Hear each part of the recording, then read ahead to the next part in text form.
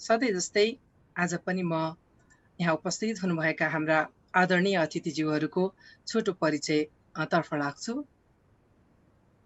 सर्वप्रथम नेपालबाट हुनुहुन्छ, साहित्य र पत्रकारितामा लामो समयदेखि सक्रिय हुँदै आउनुभएका व्यक्तित्व आज हामीसँग हुनुहुन्छ। कथालिका अर्थात् आख्यान पत्रिकाका सम्पादक, काठमाडौँमा शब्दघर छापाखाना नामक किताब कारखानाका सञ्चालक, कविता, उपन्यास, कथा, निबन्ध, गीत, गजल जस्ता बहुविधामा कलम चलाउँदै आउनुभएका सशक्त कवि तथा साहित्यकार प्रहलाद सिन्धुलियाज्यूलाई कार्यक्रममा हार्दिक स्वागत गर्न चाहन्छु। हजुर, धन्यवाद सर।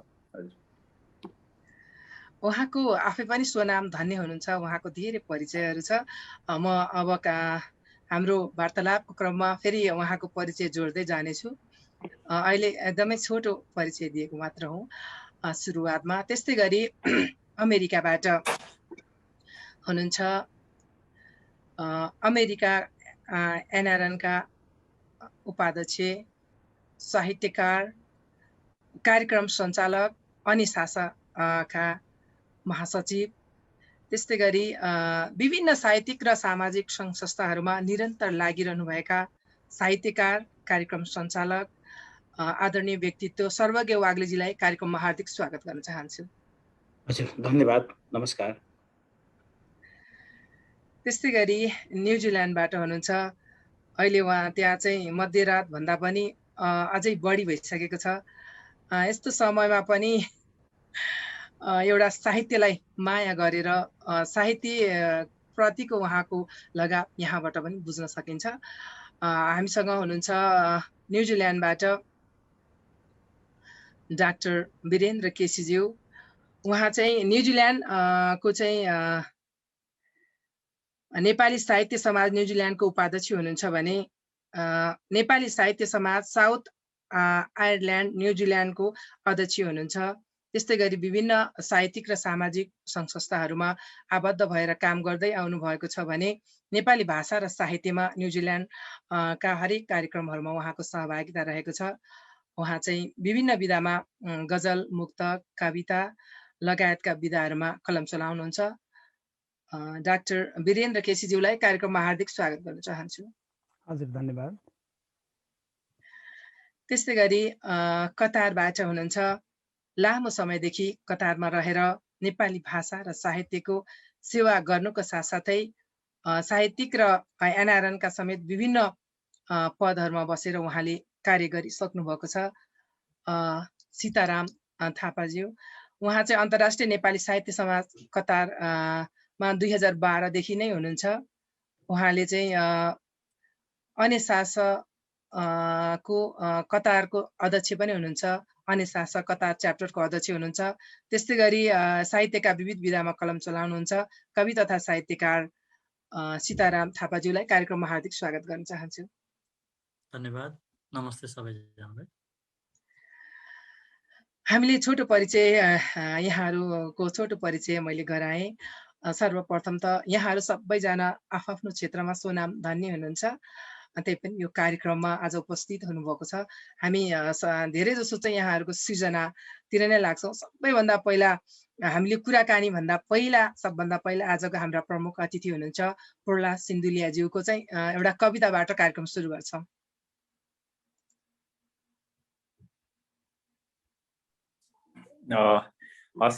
नमस्कार सबैलाई, जति हेरिरहनु भएको छ यहाँहरू सबैलाई पनि मैले एकैसाथ नमस्कार गरेँ। आयोजक संस्थालाई धन्यवाद दिएर एउटा कविता सुनाउँछु। मुगलिङमा हामीले सडकलाई कविता सुनायौँ। कालो प्लेटको भाडा गाडीबाट खुत्रुक्क झर्यौं सडकमा, अनुशासित ढङ्गले गोलबद्ध भयौं, झोलाबाट झिक्यौं कविता र पढ्न थाल्यौं पालै पालो। मुगलिन हामीले बुझेभन्दा व्यस्त थियो, हतारको हाताभित्र कैद थियो परिवेश। सडक न हो एउटा भद्र कुकुर आयो, चिने जानेको झैं गरी पुच्छर हल्लायो। सबैले उसलाई हेर्यौं, सबैलाई उसले हेर्यो र हामीले कविता सुरु गर्दै गर्दा ऊ कविता स्थलबाट बाहिरियो। विद्यार्थी छुट दिन किचकिच गर्ने बस दौडिरह्यो सडकमा, बिहारी नम्बर प्लेटको लामो लहरी घिसिरह्यो उसै गरी। झ्यालबाट मुन्टो निकालेर हेर्दै हेर्दै गए तिनै राममाया र कृष्ण घरतीहरू। सडकमा कविता बगिरह्यो निरन्तर। सोडा मिसाएको बासी भात र किरा लागेको काउलीको कम्प्लेन गर्दै होटलबाट निस्कियो एउटा बुजुर्ग अनुहार र कोचियो वीरगञ्ज काठमाडौँको 2x2 फोल्डिङ बसमा। कालो धुवाँ छाड्दै गरेको ट्याङ्करले नजिकै आएर हर्न बजायो, ट्याँ ट्याँ। हामी कविता सुनाउँदै रह्यौँ। कन्डक्टरले टाका मारेको पैसा पछाडि खल्तीदिएर गुसार्यो। काठमाडौँको कुनै चर्को रेस्टुरेन्ट भन्दा चर्को पैसा असुल्ने होटलवालासँग हार्दिकतापूर्वक कमिसन असुलेपछि सन्ते ड्राइभरले गाडी ब्याक गरायो। नारायणघाटको जैमाने दलालले काटेको टिकट अनुसार सिट नमिलेर कचकच गरिरहेको यात्रुले बाँसको मुढामा चित्त बुझायो। दोस्रे फुस्रे खलासी मङ्गलले ढोकामा ढक ढक ठोकेपछि फुटबल सोनौलीको गाडी त्रिशुलीको किनारे किनार दौडिन थाल्यो। हामीले त्यस दिनको अन्तिम कविता सुनायौँ। यसपटक मुगलिनमा हामीले सडकलाई कविता सुनायौँ। मुगलिनमा सडक मात्र यस्तो पात्र थियो जसलाई हामीले आफ्ना कविता सुनाउनु पर्ने नै थिएन। धन्यवाद। त्यो अहिले नै त्यो गाडीमा गइरहेको र त्यहाँ बसिरहेको जस्तो भान गराइदिनु भयो। साह्रै नै सुन्दर कविता, सशक्त कविताको लागि हार्दिक आभार। यहाँको चाहिँ पारिवारिक पृष्ठभूमि नै एउटा साहित्य भन्ने बुझिन्छ। यहाँको बाबाले साझा प्रकाशनबाट 2035 सालमा प्रकाशित चर्चित महाकाव्य मकवानी बालाका स्रष्टा उमानाथ शास्त्री चाहिँ यहाँको बाबा हुनुहुन्छ होइन। एउटा पारिवारिक पृष्ठभूमि नै यहाँको एउटा साहित्यमा भनौँ न साहित्यको पृष्ठभूमि छ। त्यसले यहाँलाई साहित्य लेखनको लागि कतिको सघायो? बुवालाई त प्रत्यक्ष रूपमा मैले राम्रोसँग भेट्न पाइनँ। 2-2.5 वर्षको थियो बुवा बिता। तर बुवाको पाण्डुलिपिसँग खेलेर पढेर बुवाले तयार पारेको जुन तयार गरेर एउटा लाइब्रेरी, गजबको लाइब्रेरी थियो हाम्रो भुइँगलमा। किताबै किताब थियो। त्यो किताब पढेरै मैले चाहिँ कविता लेख्न सिकेको। अनि मलाई चाहिँ उमानाथ शास्त्री सिन्धुलियाको पुत्र भन्दा पनि मानस पुत्र म बढी हुँ कि जस्तो लाग्छ। किनभने त्यो साहित्यको चाहिँ सिकेको भनेको बुवाको रचना पढेरै कविता लेख्न सिकेको हुनाले मलाई मानस पुत्र बढी हुँ जस्तो लाग्छ। अब अरू वातावरण पनि थियो सिन्धुलीमा। त्यति बेला सानो सानो कार्यक्रमहरू भइरहेको थियो। सदरमुकाम छेउको गाउँमा म जन्मेँ हुर्केँ। अनि त्यहाँनिर कार्यक्रम भइरहेको थियो। नियमित भाग लिने क्रममै पनि सिक्दै पनि गयो, पढ्दै पनि गयो। त्यसरी नै आएको हो। अब अरू पछि अब जस्तो दाजुहरू पनि धेरैजना मेरो दाईहरू पनि दाजुहरू हुनुहुन्छ, किताबै निकाल्नु भएको छ। थुप्रै दिदी हुनुहुन्छ, उहाँहरू सबैजना साहित्यमा हुनुहुन्छ। अहिले सामान्यतया म मात्रै छैन, उमानाथ शास्त्रीका छोराछोरीहरू सबै साहित्यमा हुनुहुन्छ, लागिराख्नु भएको छ। तर उहाँहरू अहिले यसो फर्केर हेर्दाखेरि चाहिँ उहाँहरू चाहिँ मभन्दा पछाडि हुनुहुन्छ। अब म चाहिँ अलि सानैदेखि लागेँ, दाजुहरू अलिक पछाडि आउनुभयो साहित्यमा। तर सबैजना हुन्छ। माहौल चाहिँ हाम्रो पारिवारिक माहौल छ। यस्तो हो हजुरको यो पारिवारिक माहौल भनौँ न। एउटा साहित्यकारको छोरो साहित्यकार नै हुन्छ भन्ने त हुँदैन। भनौँ न एउटा डाक्टरको छोरो डाक्टर नै हुन्छ, हरेक कुराहरू त्यो हुन्छ। तर पनि हजुरकोमा चाहिँ त्यो लागु हुन्छ। परिवार नै त्यो साहित्यकार हुँदाखेरि त्यो एउटा आफूलाई पनि एउटा गर्व महसुस हुन्छ नि होइन। सबैजना एउटा साहित्यकार, मेरो बुवा पनि साहित्यकार हुनुहुन्थ्यो भन्दाखेरि म आउँछु हजुरसँग धेरै कुराहरू गर्नु छ। अब म कवितातिर लाग्छु अहिले। सर्वज्ञजी यहाँ चाहिँ अमेरिकामा हुनुहुन्छ। यहाँले धेरै जस्तो यहाँका सिर्जनाहरू चाहिँ जुवा सम्बन्धी चाहिँ लेख्नुहुन्छ। धेरै जस्तो यहाँले जुवा घर लेख्नु भएको छ। त्यसपछि यहाँले चाहिँ साँडे भनेर लेख्नु भएको छ, क्यासिनो भनेर लेख्नु भएको छ। धेरै जसो चाहिँ यहाँका सिर्जनाहरू चाहिँ त्यो जुवाहरूसँग सम्बन्धित छ। अनि त्योभन्दा अगाडि नै पोहोरको साल चाहिँ यहाँले पुनर्वास भन्ने एउटा उपन्यास लेख्नु भएको थियो। अहिले चाहिँ हामीलाई के सुनाउनुहुन्छ पहिलो चरणमा? जुवाकै कुरा आयो, म एउटा जुवाकै सुनाउँ जस्तो लाग्यो। हजुर, जुवाको बारेमा हाम्रो नरेन्द्रनाथले गाउनु भएको थियो, एउटा गीत पनि लेखेका थिएँ। हजुर, यो नखेल्नु जुवा र तासा भन्ने 2 लाइन पछि नभएको हुनाले मैले काइलो बिग्रियो जुवा र तासाले, घरबार बिग्रियो क्यासिनो बासले भन्ने एउटा गीत पनि लेखेका थिएँ। अनि यो चाहिँ मैले त्यहाँ भएकै कुरालाई, भएकै यो भनेको मान्छे उहाँ भएकै हो लाई एउटा कविता बनाउने प्रयास गरेका छु। हजुर अगाडि बढ्नुहोस्। जुवा र तास रक्सीको आश बिग्रन्छ समाज, नेपाली मनमा बुद्धको माया हिमाल छ आज। प्रगति पथमा मिहिनेत हातमा उज्यालो साथमा, जुवा र तासमा नदिनु आत्मा जीवन हो परमात्मा। धर्मराज चुके नलनी चुके राजा र महाराज, जुवाको लतले राज्य नै फुके खोज्दथे काम र काज। जुवाको लतले आफ्नै मतले बिग्रेको मान्छे म, त्यसैले भन्छु विदेशमा म छु पछुतो मान्छु म। घर नै बिग्रियो परिवार बिग्रियो संसारै म माथि, नखेल्नु होला नभुल्नु होला जुवामा है साथी। संसद भए पपुलर उनी सचेतक भएका, क्यासिनो अन्ना तारा र सारा जुवाघर गएका। 1000 को चिप्स 100 को डलर बिस्कुन झैँ सुकाए, जुवाको घरमा सम्पत्ति सिद्ध्याई दिनरात बिताए। करोडको घर कौडीमा बेचे सिद्ध्याए सम्पत्ति, के गर्नु अहिले सम्झेनन् पहिले आपत्ति विपत्ति। अगाडि जिएम म्यानेजर पछि बडीगार्ड साथमा, ब्ल्याक लेबल हुस्की रक्सी र मासु प्याकिङ हातमा। लिनलाई कार छोड्नलाई कार राजा चाहिँ सवार, सिद्धिएपछि नइज्जत घरबार न परिवार समाज। धन्यवाद। के बात, कति राम्रो कुराहरू यहाँले चाहिँ जुन एउटा समाजमा भइरहेका घटनाहरूलाई टिपेको भन्नुभयो। यहाँले पनि त्यो मान्छे छँदैछ भन्नुभयो। मान्छेलाई एउटा हुँदाहुँदै त्यो कुराहरूले मान्छेलाई कति असर गरिरहेछ भन्ने कुरा नि यहाँको सृजनाबाट सुन्न पाइयो। म अब न्युजिल्यान्डतिर लागेँ अमेरिकाबाट। यहाँ हाम्रो अहिले चाहिँ हामीसँग सीतारामजी हुनुहुन्छ। यहाँ चाहिँ अहिले यतिखेर रातको समयमा चाहिँ उठेर सृजना वाचनको लागि तयार हुनुहुन्छ। कति अप्ठ्यारो पनि लागिरहेछ। यहाँ चाहिँ पेसाले सिँचाइ इन्जिनियर हुनुहुँदो रहेछ, तर पनि नेपाली भाषा र साहित्यमा निरन्तर लागिरहनु भएको छ। अहिलेको सुरुको बसाइमा के सुनाउनुहुन्छ, गजल कविता? सरी, सबैभन्दा पहिला त हजुरले चाहिँ वीरेन्द्र केसी भन्नुपर्नेमा Sitaram Thapa. Sorry Virendra KC sir, sorry. होइन, ठिकै छ त्यो ठुलो कुरा भएन। सबभन्दा पहिले कार्यक्रम सञ्चालक भगवती बस्नेतज्यू हजुरलाई धेरै धेरै धन्यवाद, र यो आयोजक संस्थालाई पनि सीतारामजी चाहिँ अगाडि हुनुहुँदो रहेछ, त्यही भएर यतातिर गएछ यो अवसरको लागि।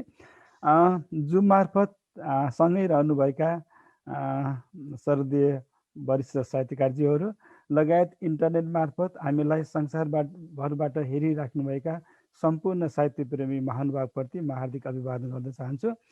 सबैभन्दा पहिले मेरो एउटा कविता सङ्ग्रह आमाको काखमा दुखेको देश केही समयपछि प्रकाशन हुँदैछ।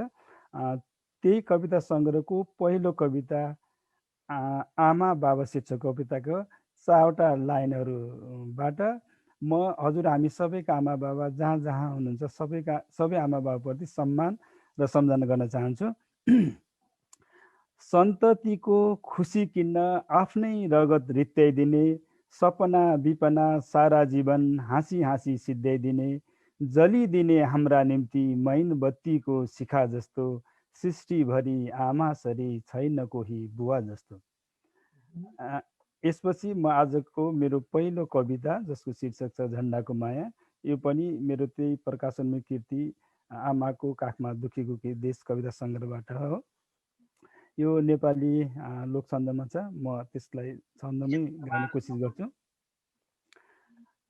सानो हुँदा गोठालो जाँदा गाई बस्तु चराउँदा, कोहो भन्दै कोइली चरी वनभित्र कराउँदा, मेरो साथ हुन्थ्यो सधैँ चन्द्र सूर्य मेरो झन्डा, फहराउँथे उठाइ माथि माथि आफ्नै शिर भन्दा, घाँस काट्दा भिर पाखा एकान्तमा डराउँदा, गाईका बाछा सल्लाघारी भन्ज्याङमा हराउँदा, जय भन्दै मेरो झन्डा उठाउँथे माथि माथि, डर भाग्थ्यो छिनमै आउँथे हराएका पाठा पाठी, उमेरसँगै झन्डाको माया झ्याङ्गियो लहराउँदै, स्कुल कलेज पढ्न पुगे हातमा झन्डा फहराउँदै अमर रहोस् झन्डा मेरो चन्द्र सूर्य हुँदासम्म माथि उठिरहोस् सधैँ आकाश त्यो छुँदासम्म आज मैले देशको झन्डा विदेशमा फहराउँछु जहाँ पुगु संसारमा मेरो झन्डा लहराउँछु आशा गर्छु अन्तिम सासमा यही झन्डा हेरी मरु तर शङ्का गर्छन् मलाई हिजो झन्डा च्यात्नेहरू तर शङ्का गर्छन् मलाई हिजो झन्डा च्यात्नेहरू। धन्यवाद। देशको माया भनौँ न गर्नको लागि देशभन्दा पर जानुपर्छ भन्थे कसैले, तपाईँको सृजनाबाट नि त्यो भाव झल्किएको छ। हार्दिक धन्यवाद यहाँलाई। डाक्टर वीरेन्द्र केसीज्यूलाई हार्दिक धन्यवाद भन्न चाहन्छु। अब म यता विगतमा चाहिँ कतार हुनुहुन्थ्यो, अहिले विदामा नेपालमै हुनुहुन्छ हाम्रो सीतारामजीतर्फ लागे। सीतारामजी, नेपालको बसाइ कस्तो हुँदैछ? अब पहिलो बसाइमा के सुनाउनुहुन्छ हामीलाई? सर्वप्रथम त आजको यो कार्यक्रममा सहभागी हुने अवसर दिलाइदिनु भयो, आयोजकज्यूलाई धन्यवाद दिन चाहन्छु। र आजको यो कार्यक्रममा सहभागी हुनुभएका सम्पूर्ण साहित्य नगरहरू साहित्यकारज्यूहरूलाई म हार्दिक नमन व्यक्त गर्न चाहन्छु। त्यस्तै आजको यो कार्यक्रम मार्फत संसारभरि हामीलाई सुनेर बस्नुहुने सम्पूर्ण साहित्यिक सर्जकज्यूहरूलाई म व्यक्तिगत तर्फबाट, म सीताराम थापाको तर्फबाट र अन्तर्राष्ट्रिय नेपाली साहित्य समाज कतार च्याप्टरको तर्फबाट सबैमा नमन व्यक्त गर्न चाहन्छु। र यो नेपालको बसाई कोरोनाको कहर, एकदमै लकडाउनको अवस्थामा छु र मेरो आज मैले वाचन गर्ने कविता, पहिलो कविता पनि यहीसँग सम्बन्धित छ। अलिकति भूमिका जोड्न चाहेँ। यहाँ काठमाडौँ, म काठमाडौँमा छु अहिले। काठमाडौँमा मेरो घरसँगै जोडिएको मेरो छिमेकी, उहाँको घरमा चाहिँ एकदम दुःखद घटना घट्यो, जसमा बुवा छोरा नै दुवैजना केही दिनको अन्तरमा नै बुवा छोरा नै बित्नुभयो। अनि म एउटा छिमेकी भएको नाताले एउटा यस्तो खालको परिस्थिति सिर्जना भइदियो कि म आफू छिमेकी भएर पनि त्यो घरमा परेको शोक, त्यो घरमा परेको एउटा त्यहाँ भएको क्रन्दन रोदन जुन छ, त्यसमा केही पनि गर्न सकिएन। सायद यो अवस्था एउटा प्रतिनिधिमूलक घटना हो। अहिले हरेक घरमा त्यस्तो अवस्था आइसकेको छ। प्रायःजसो घरहरू, प्रायःजसो गाउँहरू सुकाकुल छन्। त्यही सन्दर्भमा जब त्यहाँको पीडा देखिसकेपछि म घरसँगै जोडिएको एउटा छिमेकीले केही गर्न सकेको परिवेशमा त्यही घरको आन्टीलाई सम्झेर लेखेको कविता हो यो। र जब त्यहाँ घटना घट्यो, रुवाबासी भइसकेपछि म र मेरो श्रीमती बसेर केही कुरा गऱ्यौँ, त्यही संवाद गऱ्यौँ। र यो कविता मेरो श्रीमतीको भावमा छ। मैले वाचन गरे पनि, मैले लेखे पनि। कविता यस प्रकारको छ। कविताको शीर्षक छ आन्टी माफ गर। आन्टी, आज तिम्रो घरमा आँसुको भल बगिरहेको छ। बगायो नियतिले तिम्रो सिन्दुर, रित्यायो भाग्यले तिम्रो कोख र लुट्यो एकै प्रहारमा सबै खुसीहरू। मनोहर खोलाको भेलले बगाए जसरी। म ओल्लो घरको छतमा बसेर नियालिरहेछु तिम्रा बगेका आँसुका भल। नापिरहेछु तिम्रा अवरुद्ध गलाको आयतन। हेरिरहेछु आँसु ओकलिरहेका तिम्रा टोरा आँखाहरू र मुस्कान लुटिएका जोडी ओठहरू। तिम्रा हर चितकारले मेरो मन कोपरिरहेको छ। तिमीले उता आँसुले आँखा भिजायौ, मैले संवेदनाले यता मुटु भिजाएँ। तिमी सम्झी सम्झी रोयौ, तिमी सम्झी सम्झी रोयौ, फलाक्दै फलाक्दै रोयौ।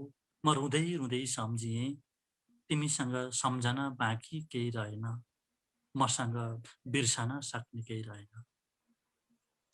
न तिमीसँगै गर्लम्म अँगालो मारेर तिम्रो पीडा बाँडिने गरी रुन आउन सकेँ। न तिमीले न तिम्रो पीडा बाँडिने गरी रुन आउन सके, न तिमीलाई नजिकै छुन आउन सके। बस केवल निरीह बनेर हेरेँ कौशीबाट तिम्रो भाव विहोल पागलपन। सुने तिम्रो कारुणिक चित्कार र बजारे आफ्नै टाउको भित्तामाथि। हे भगवान, हे भगवान, यो कस्तो निर्दयी समय हो, यो कस्तो निष्ठुरी परिवेश हो। घरको भित्ता जोडिएको छ, मनको कित्ता जोडिएको छ, तापनि जोडिए जस्तो कहीँ कतै केही देखिँदैन। घरको भित्ता जोडिएको छ, मनको कित्ता जोडिएको छ, तैपनि जोडिए जस्तो कहीँ कतै केही देखिँदैन।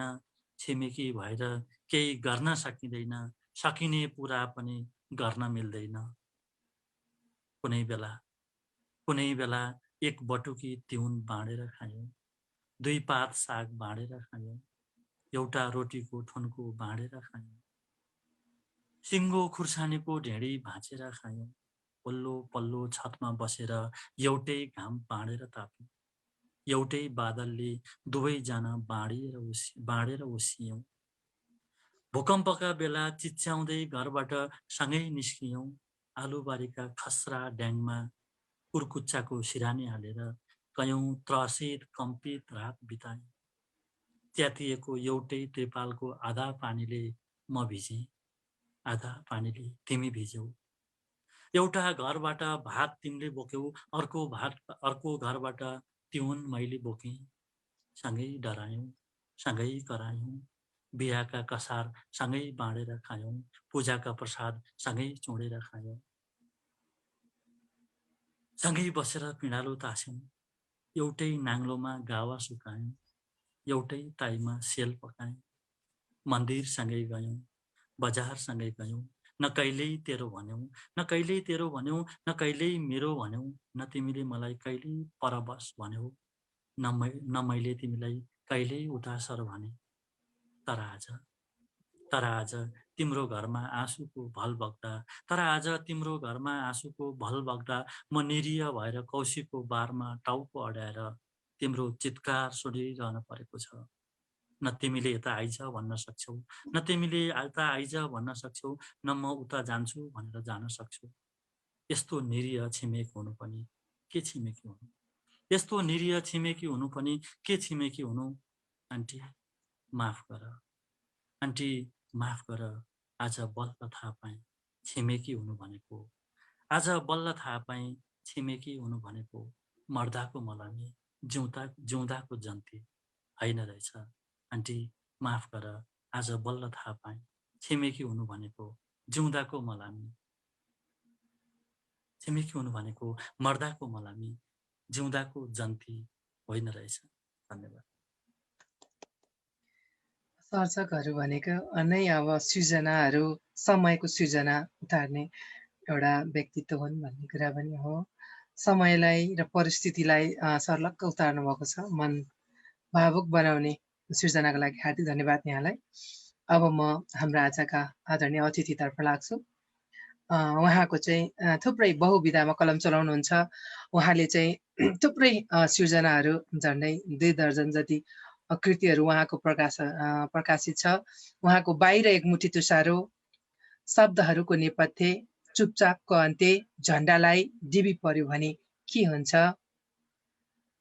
जन्मजात बाहुनको विज्ञप्ति, बाल कथा सङ्ग्रहका 5 कृतिका साथसाथै उहाँको आँखाभरि भुइँ कुहिरो, हिँड्दै थिए उकालीमा लगायत थुप्रै पुस्तकहरू प्रकाशित छन् विभिन्न विधाका। प्रलासज्यू, यहाँले साहित्यिक पत्रकारिता गर्नुहुन्छ। पत्रकारिता र साहित्य कतिको फरक पाउनुहुन्छ यी दुईमा? साहित्यिक पत्रकारिता त त्यो साहित्यसँगै जोडेर आउने कुरा भयो होइन। त्यसमा त के फरक केही छैन। त्यही साहित्य लेख्ने हो, त्यही साहित्य प्रकाशन गर्ने हो, त्यसैमा काम गर्ने हो। अब मैले गर्ने भनेको चाहिँ अखबारी पत्रकारिता पनि हो। अखबारी पत्रकारिता र साहित्यलाई पनि मैले सँगसँगै जस्तो लिएर गएको पहिलेदेखि नै, सुरुवात कालदेखि नै गरिरहेको हो है। त्यो साहित्य र पत्रकारितामा चाहिँ त्यो अखबारी पत्रकारिता र साहित्यमा चाहिँ केही कुरा छ। हतारको साहित्य भनेर हामी अखबारलाई भन्छौँ होइन, अखबारी पत्रकारितालाई भन्छौँ। तर त्यो स्रोत चाहिँ अखबारी साहित्य एउटा स्रोत हो, साहित्यलाई स्रोत हो। साहित्य चाहिँ अखबारी पत्रकारितालाई प्रेरणा हो। यो यति चाहिँ मैले बुझेको चाहिँ यति हो। हार्दिक धन्यवाद। पक्कै पनि हो। यहाँले चाहिँ राष्ट्रव्यापी गीत प्रतियोगिता 2055 प्रथम पुरस्कार पाउनुभयो। त्यस्तै गरी राष्ट्रव्यापी कविता महोत्सव 2056 द्वितीय पुरस्कार पाउनुभयो। त्यस्तै गरी उत्कृष्ट 15 कवि मध्येमा चाहिँ BBC उत्सव 1979 पाउनु भएको छ। एउटा साहित्य लेखेर लामो समयसम्म साहित्य लेखिरहने मान्छेहरू पनि भनौँ न एउटा पुरस्कारहरूबाट पुरस्कृत नभएर निराश भएर किन लेख्ने, केही पाइँदैन भनेर एउटा त्यो बसिरहेको एउटा स्थिति पनि छ। तपाईँले आफ्नो लेखनप्रति कतिको सन्तुष्ट हुनुहुन्छ? पुरस्कारले सम्मानले सन्तुष्ट हुने मानिस हुँदैन हैन। यो मान्छेको जात आफैमा असन्तुष्ट जात हो। जति गरे पनि पुग्दैन एक मानवीय स्वभाव हेर्ने हो भने। तर अब पुरस्कार भनेको चाहिँ सुरुवात कालमा चाहिँ मलाई के लाग्यो भने प्रोत्साहन हो। त्यो कवि लेखकहरूलाई प्रोत्साहन हो, उत्साह हुन्छ। यो उत्साह हुन्छ। मेरो रचनाहरू त्यो पुरस्कार भन्दा पनि मेरो रचनाहरू राम्रा ठहरिँदा रहेछन् भन्दाखेरि जुन लेख्ने उत्साह हुन्छ त्यसले चाहिँ निकै सजिलो पार्छ, लेखनमा निकै अगाडि जान प्रेरणा दिन्छ। त्यो हिसाबले हो। तर अब कालान्तरमा गएर जब मान्छे गम्भीर लेखनतिर लागिसक्छ त्यसपछि यो पुरस्कार सम्मानले खासै मान्छेको लेखनमा प्रभाव पार्दैन। यहाँले चाहिँ पछिल्लो समयमा भनौँ न विविध विधामा कलम चलाउनुहुन्छ, तर प्रायः हरेक विधामा यहाँको छुट्टै एउटा आफ्नो अस्तित्व त्यो छ एउटा सिर्जनामा। अरूको भन्दा छुट्टै लेख्नको लागि के गर्नुपर्छ? कोसिस हो। यो साहित्य भनेको पहिलो कुरा भनेको साहित्य भनेकै सिर्जना भन्छौँ हामी। सिर्जना भनेको यो पृथ्वीमा यो संसारमा हुँदै नभएको कुराको प्रादुर्भाव गर्नु, नयाँ कुरै निकाल्नु हो हैन। त्यसको के अरे थ्योरिकल हेर्ने हो भने त्यो ठ्याक्कै त्यस्तो हो। तर अब हामीले कति सक्छौँ त्यो नयाँ कुरै गर्नु, कति सक्दैन बेग्लै कुरा छ। कति कुराहरू हामी दोहोऱ्याएर अहिले गरिसकेका कुराहरूलाई पनि त्यसैले आफ्नो भाषामा ढाल्छौँ होला, तर केही न केही नयाँपन चाहिँ दिन कोसिस गरिरहन्छौँ। त्यसकारण साहित्य नयाँ रचना लेख्नु भनेकै एउटा पृथक काम हो हैन। त्यो पृथक काम हो। त्यो हरेकले गर्नुपर्ने, सक्दाखेरि राम्रो हुँदाखेरि यदि भयो, सफल भयो, त्यो राम्रो कृति निक्लियो, राम्रो रचना चाहिँ निकाल्न सकियो भने त्यो चाहिँ पृथकै हुन्छ हैन। नहुँदाखेरि चाहिँ अब अरू भनेको चाहिँ अभ्यासमा हामी जुन आभ्यासिक खालको हुन्छौँ। अरूले कस्तो रचना लेख्दा रहेछन् त्यस्तै कविता भनेको यस्तो हुँदो रहेछ, कथा भनेको यस्तो हुँदो रहेछ, निबन्ध भनेको यस्तो हुँदो रहेछ भनेर जब हामी चाहिँ अरूको अध्ययन गर्छौँ त्यसको प्रभाव त हामीलाई सुरुवातकालमा हुन्छ। तर बिस्तारै पृथक भन्दै जानुपर्छ। लेखकहरू आफ्नो परिचय चाहिँ देखाउँदै जानुपर्छ। यो 2 लाइन छोपेर कसैले देखायो भने पनि यो चाहिँ फलानु लेखेको जस्तो, यो ठ्याक्कै फलानुको शैली आयो, फलानुको तरिका आयो भन्ने खालको आयो भने बल्ल लेखक सफल हुने हो जस्तो लाग्छ मलाई चाहिँ। कोसिस रहन्छ जहिले पनि पृथक गर्ने कोसिसमा म पनि हुन्छु। त्यो हरेकले हुनैपर्छ। त्यति एकदमै राम्रो कुरा हो। किनभने कोसिसले नै मान्छेलाई एउटा नयाँ सिर्जना अथवा नयाँ कुरा गर्नको लागि उत्साहित गरिरहन्छ। अब यहाँको सिर्जना सुन्छौँ। धेरैले हजुरका कविताहरू सुन्नुपर्छ भनेर यहाँ म्यासेज पनि गरिरहनु भएको छ। उहाँको चाहिँ धेरै एकदम भिन्न किसिमको कविता हुन्छ, उहाँको कविता सुनौँ भनिरहनु भएको छ। हजुरको अर्को कविता सुन्छौँ। एउटा हामीले अब त्यो तर्कको हिसाबले यो समाजमा उपयोगी हुन्छ हुँदैन थाहा छैन। तर पनि एउटा शोषित पीडित वर्गको प्रतिनिधित्व गर्छ यसले हैन भनेर एउटा विचारको प्रतिनिधित्व गर्छ भनेर मैले एक किसिमको तर्क गरिरहेको छु। बाहुन क्षेत्रीहरू जो चाहिँ सबै सामन्त हुन्छन् भनेर जसरी खेदिरहेको छ त्यसलाई काउन्टर हान्न सबै बाहुन क्षेत्री सामन्त हुँदैन। बाहुन क्षेत्रीमा बाहुन क्षेत्री परिवारमा जन्मिँदैमा कोही मान्छे नराम्रो हुने पनि होइन र अरू जातमा जन्मिँदैमा कुनै मान्छे चाहिँ राम्रो हुने पनि होइन, असल हुने पनि होइन। त्यो जातले केही पनि फरक पर्दैन, मान्छेको विचारले फरक पर्छ भन्ने खालको तर्क मैले गर्दै आएको छु। केही कविता राखेको छु। म त्यही श्रृङ्खलाको एउटा कविता सुनाउँछु।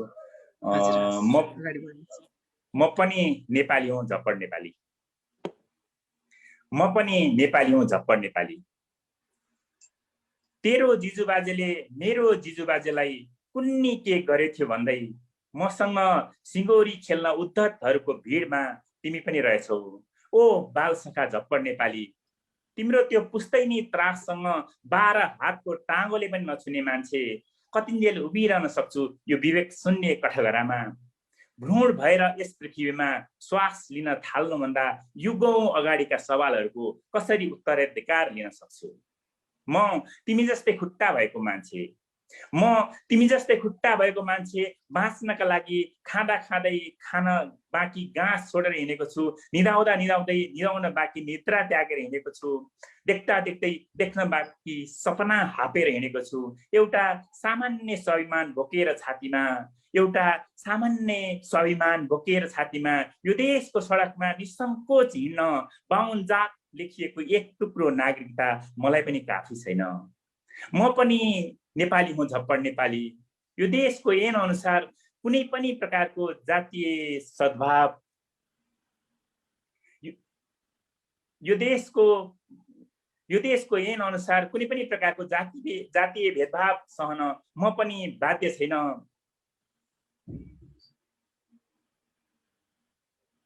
कस्तो डिस्टर्ब भयो यहाँ। म तिमी जस्तै आँखा भएको मान्छे पुरानो मोडलको खटारो जस्तो जीर्ण भएर ग्यारेजिएको हजुरबाको युगसँग कुण्ठित हुनुमा कुनै दम्ब देख्दिन। नयाँ जमानाको इन्जिन हालेर लुखुर चलिरहेका बाको बचे खुचेको पुर्ख्यौली अहमसँग त्रसित हुनुमा कुनै बहादुरी देख्दिन।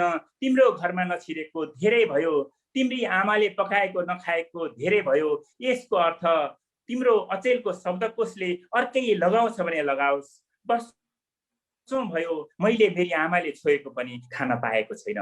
म तिमी जस्तै हात भएको मान्छे यिनै हातले सिन्दुर पोते लगाएर आफ्नी घोषणा गरेकी श्रीमतीले भित्र्यागी थिइन् कुनै दिन उनको मितबाले आफ्नै हातले बनाएको चुलेसी। त्यसभन्दा प्रिय उपहार मैले दिन सकेकै छैन आजसम्म उनलाई। तिमीले तोड्न चाहेको विवेकको माखे साङ्लोसँग बिल्कुलै बेखबर हुर्कदैछन् मेरा छोरा छोरीहरू। मैले बनाएको मेरो भान्सा बनाएदेखि नै जातीय भेदभाव मुक्त छ। अस्वीकार गरेर पुर्ख्यौली विरासत म उभियै छु तिमीहरूको कित्तामा। मैले छुवाछुत गर्नेहरूको जात भिन्दैछ, मैले पानी बाराबार गर्नेहरूको जमात भिन्दैछ। असल मान्छेको जात कहिले सोध्ने गरेको छैन मैले। मेरा बाउबाजेले तिम्रा बाउबाजेले छोएको खाएनन् भन्दैमा तिमीसँगै बसेर खाँदै गरेको घाँसमा नुन चर्को रहेछ समेत भन्न नपाउनु मैले। पुस्तौं पुस्ताका कुनै सदस्यले कुनै दिन गरेको कुनै अपराधको सजाय भोग्न यो देशको सार्वभौम कानुन अनुसार म पनि बाध्य छैन। ओ मित्रवर असमानताका अनेकौं खण्डहरु मसँग पनि छन्। हेपिनु, छिचिनु र दलिनुका दस्तावेज मेरा पनि छन्। तिम्रो पुस्तैनी स्वाभिमानको विपक्षमा उभिन यो युगमा म बिल्कुलै बाध्य छैन। यो खोस्टो नागरिकतामा लेखिएको बाहुन जात कसरी बन्न सक्छ अन्यायको बर्खिलाप मलाई सामेल हुन नदिने अयोग्यताको प्रमाणपत्र। ओ झप्पड नेपाली, नेपाली हुँ म पनि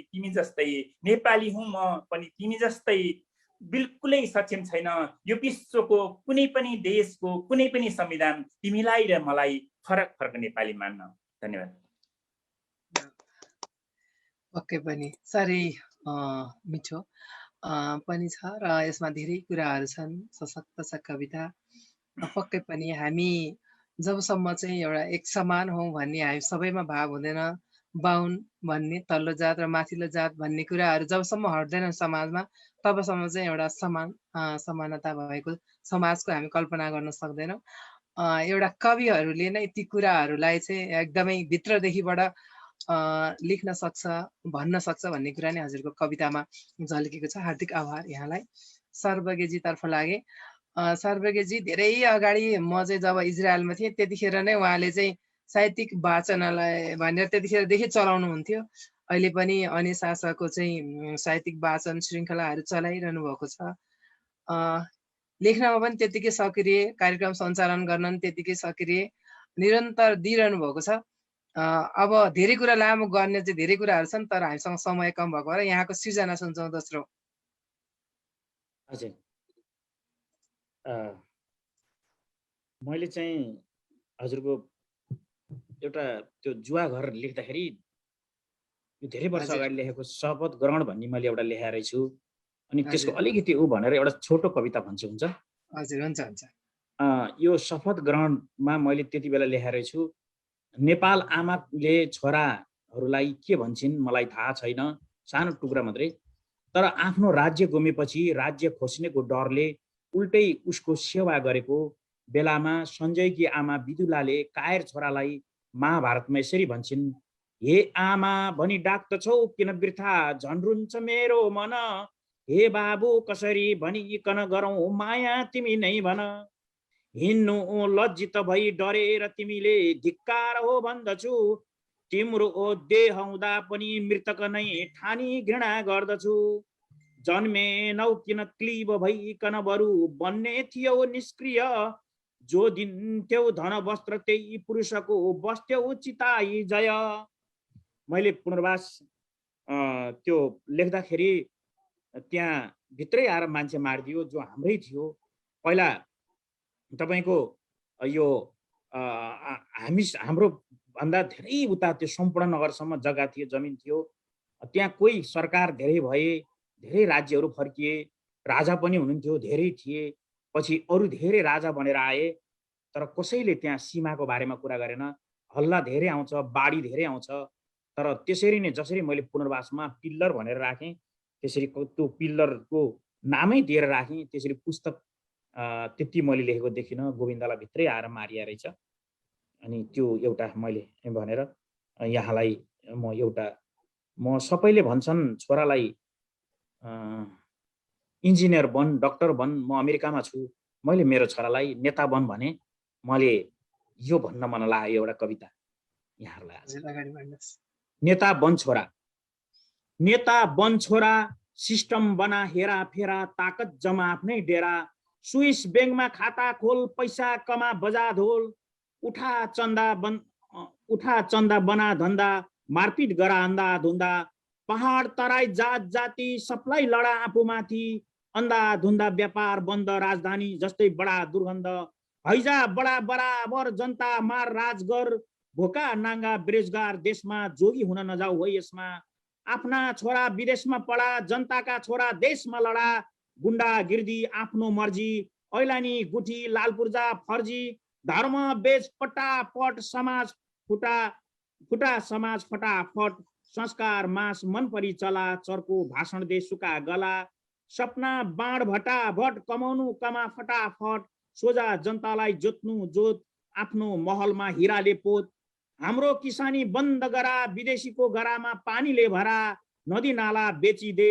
ब्रिफ केसमा पैसाले 10 गजा यतै सजा संसदमा छलफल गर्नै नजा काट सबलाई मार्नु मार स्विस बैंकमा पैसा झार बन्द व्यापार आफै गर पैसाको थैली चुपचाप भर काम तैले गर्दै नगर कमा पैसो बरोबर बेरोजगारी बडा अगाडि बेच युवा अरब र खाडी गर भ्रष्टाचार सदाबहार लडा जनता बेच हतियार स्कुल कलेज बन्द गराऊ युवा लडाऊ झन्झन अराऊ राज गर सधैँभर नमाना कसैको डर लाज घिन सबै पचा सपना बाँड बिर्सी बाचा यो कुरा गोप्य राख बाबु छोराको गोप्य बात फेरि थाहा पाउलान् जनताले ठुलो राष्ट्रभक्त भन्ने ठान्थे ठुलो नेता हुनलाई चटकी बन्न नबिर्स है पिपल पाते उखानले काटे प्रश्न राख्दा कसैलाई नडाँटे हजुर कति धेरै हो कुरा पनि व्यङ्ग्य पनि कति धेरै हो आएको सबै कुरा आएका छन् कति दिमाग लाएर लेख्नु भएको छ हार्दिक आभार यहाँलाई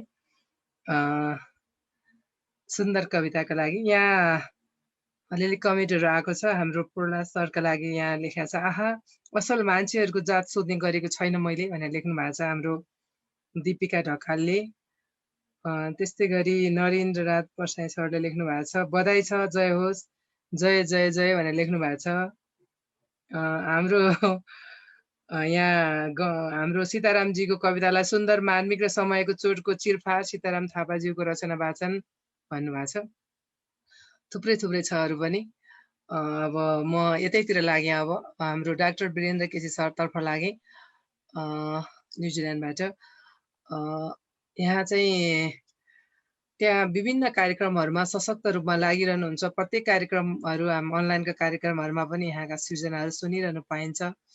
यहाँको चाहिँ आफ्नो कामको बावजुद पनि साहित्यमा लाग्ने समय कसरी जुटाउनुहुन्छ? धन्यवाद।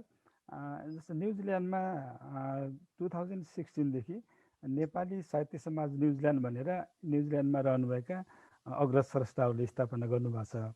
म चाहिँ 1 वर्षदेखि त्यो संस्थाको अघि हजुरले भने जस्तै उपाध्यक्ष छु। सायद हजुरहरू धेरै थाहा होला, कतिलाई थाहा पनि नहोला, न्युजिल्यान्ड चाहिँ हाम्रो नेपालभन्दा झन्डै 2 गुणा छ र नेपाल जस्तै 2टा आइल्यान्ड छ, एउटा नर्थ आइल्यान्ड भन्छ, एउटा साउथ आइल्यान्ड। म साउथ आइल्यान्ड क्राइस्टचर्चमा बस्छु अनि हामीले न्युजिल्यान्ड साहित्य समाजलाई नर्थ आइल्यान्ड र साउथ आइल्यान्डको रिजनल कमिटी पनि बनाएको छौँ। म चाहिँ साउथ आइल्यान्ड रिजनल कमिटीको अध्यक्ष छु। त्यो हिसाबले चाहिँ एउटा जिम्मेवारी पनि हो र एउटा हजुरले भने जस्तै रहर पनि हो, रुचिको विषय पनि हो।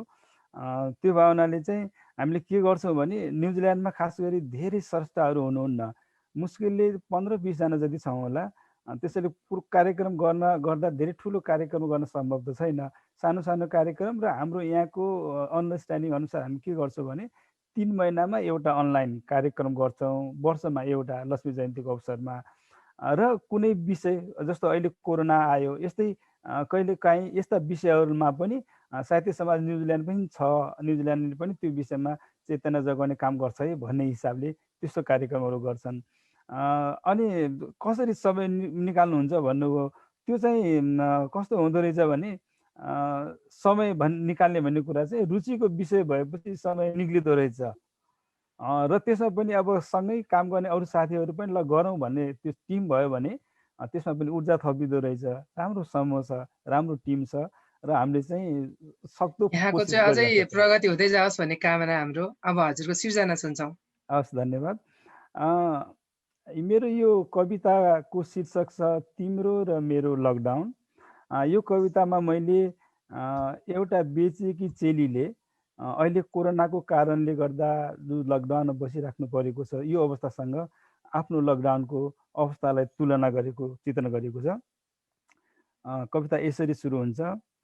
चीनको वुहान सहरबाट सुरु भएको कोरोना भाइरसको त्रासदीले सारा संसार छोपिदिँदा सङ्क्रमण अरू नफैलियोस् भनेर आफ्नै घरमा केही समयको लागि तिम्रो लकडाउन सुरु भयो।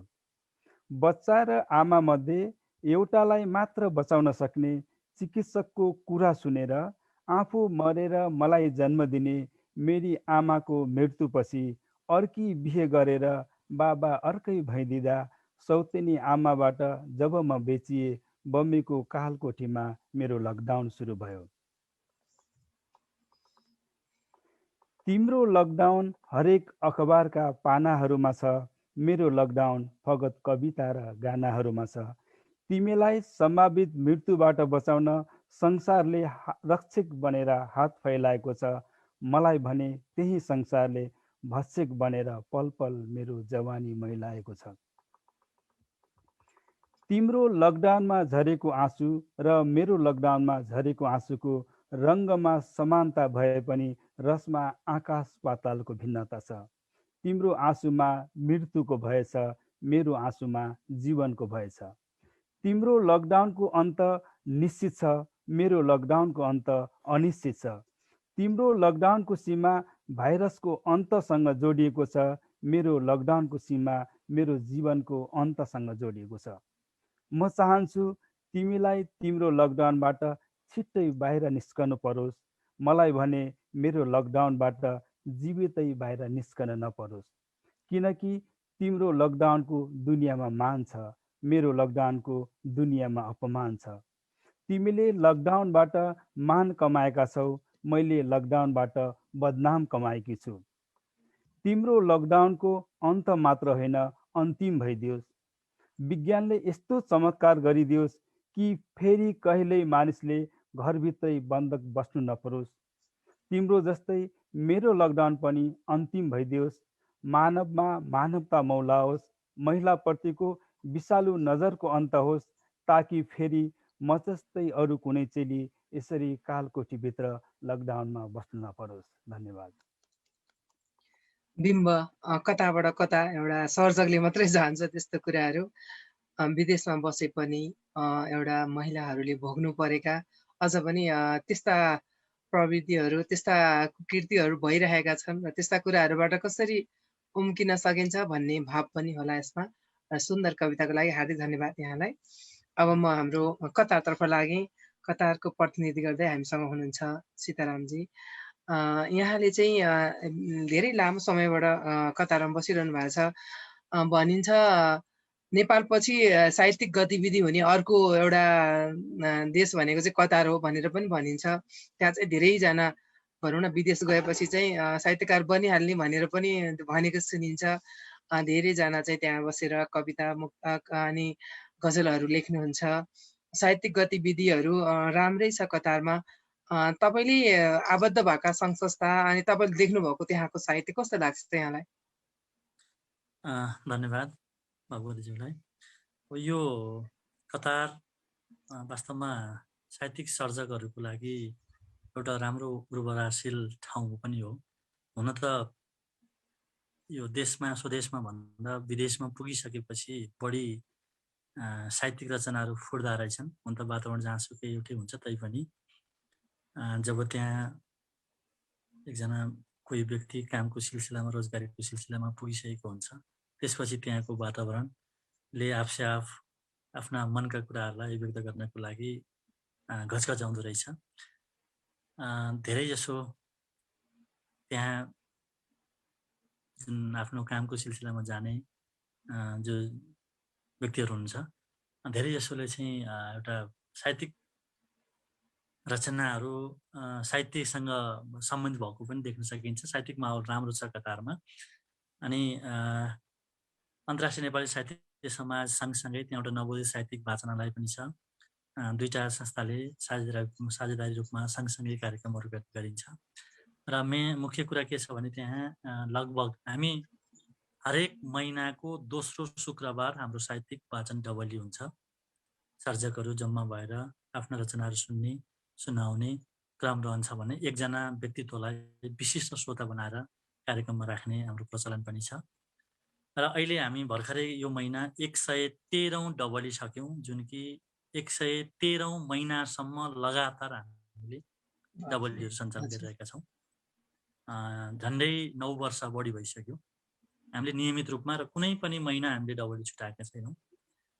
यो पछिल्लो चरण कोरोनाको महामारीमा अलिकति समस्या आएको छ, तैपनि हामीले भर्चुअल माध्यमबाट, जुम माध्यमबाट रचनाहरू वाचन गर्ने, आफ्ना सिर्जनाहरू सुनाउने, अरूका रचनाहरू सृजनाहरू सुन्ने क्रम चलिरहेको छ। एउटा राम्रो उपलब्धि हुनुपर्छ यसलाई। गत वर्ष मात्रै हामीले स्वर्ण डबली पनि मनायौँ। यहाँको यो सृजनशील कार्य चाहिँ अब निरन्तरता रहिरहोस् भन्ने कामना गर्छौँ। अब सृजनशील छ यहाँको। धन्यवाद। यो आजको वाचनमा दोस्रो कविताको रूपमा मैले एउटा कविता सुनाइरहेको छु। यो अलिकति एग्रेसिभ टाइपको पनि हुनसक्छ, भन्छन् क्रान्तिकारी कविता पनि भन्न सक्छ। माफी चाहन्छु। कविता छोटो छ। कविताको शीर्षक छ अब बिउ जनेकी। प्रिय ल्याउ त्यो भित्तामा झुन्डाइराखेको क्यामेरा, प्रिय ल्याउ त्यो भित्तामा झुन्डाइराखेको क्यामेरा, खिच्नु छ एउटा फोटो भोका र नाङ्गा पेटहरूको, र पोस्ट्याउनु छ अखबारको आवरण पृष्ठमा। खिच्नु छ एउटा फोटो भोका र नाङ्गा पेटहरूको, र पोस्ट्याउनु छ अखबारको आवरण पृष्ठमा, जो सधैँ छेकिन्छन् राहतका लाइनहरूमा। ठुला भुँडी, काला कोट, सडकमा शासकका मर्सिडिज, प्राडो र ल्यान्ड क्रुजरको छायाले, अनि सिफन, जर्जेट र नाइलन साडीका सप्काले, अनि सधैँ छोड्छन् राष्ट्रिय तथ्याङ्कको अङ्क र मानव अधिकार प्रतिवेदनका हरफहरू। पोस्ट्याउनु छ अखबारको आवरण पृष्ठमा, जो सधैँ छेकिन्छन् राहतका लाइनहरूमा। ठुला भुँडी, काला कोट, सडकमा शासकका मर्सिडिज, प्राडो र ल्यान्ड क्रुजरको छायाले, र सिफन, जर्जेट र नाइलनका साडीका सप्काले, अनि जो सधैँ छोड्छन् राष्ट्रिय तथ्याङ्कको अङ्क र मानव अधिकार प्रतिवेदनका हरफहरू। प्रिय ल्याउ त्यो दौरामा बेरेको कलम, प्रिय ल्याउ त्यो दौरामा बेरेको कलम, लेख्नु छ एउटा कथा परदेशिएका टाउका र बेचिएका सपनाहरूको, र छपाउँछ उनीहरूकै नाममा एउटा सङ्ग्रह जो सधैँ गनिन्छन् अर्थतन्त्रको मूल आधार, चुनावी घोषणा पत्र, पत्रकारका स्तम्भ, गायकका गीत र कविका कविताहरूमा, तर सधैँ छुट्छन् सहुलियत, राहत र नागरिक नैसर्गिक अधिकारका किताहरूमा। प्रिय प्रिय ल्याउ त्यो दलिनमा घुसारी राखेको पुरानो बन्दुक, प्रिय ल्याउ त्यो दलिनमा घुसारी राखेको पुरानो बन्दुक जो थन्किएको छ वर्षौँदेखि, शान्ति सम्झौता पश्चात अब फेरि पड्काउनु छ एउटा ठुलो आवाज, अब फेरि पड्काउनु छ एउटा ठुलो आवाज, कान भएर बहिरा हुनेहरूको कानै नजिक, कान भएर बहिरा हुनेहरूको कानै नजिक, आँखा भएर अन्धा हुनेहरूको आँखै अगाडि, मुख भएर नबोल्नेहरूको मुखै सामु, जो सधैँ सुन्छन् सुनिरहन्छन् तर बोल्दैनन्, हेर्छन् हेरिरहन्छन्, जो हेर्छन् हेरिरहन्छन् तर कुनै प्रतिक्रिया दिँदैन। धन्यवाद। अब कविहरू चाहिँ कोमल भावका मात्र हैनन्, विद्रोही पनि हुन्छन् र समाजमा देखेका अन्याय अत्याचारको विरुद्धमा बोल्छन् भन्ने पनि कुरा पनि यो कविताबाट प्रष्ट हुन्छ। हार्दिक धन्यवाद यहाँलाई। अब म आज हाम्रो प्रमुख अतिथिज्यूतर्फ लागेँ। यहाँले चाहिँ सानैदेखि कविता लेख्दै आउनु भएको छ, भनौँ न सानैदेखि साहित्यमा लाग्नुभयो। यहाँले साहित्य लेख्न सुरु गर्दाको अवस्था र अहिलेको अवस्थामा कतिको भिन्नता पाउनुहुन्छ? साहित्य हामीले लेख्ने बेलामा दाइ दिदीहरूले लेखेर उहाँहरूले लेखेर देखेर उहाँ पछि लागि नै लेख्न सुरु गरेको होइन।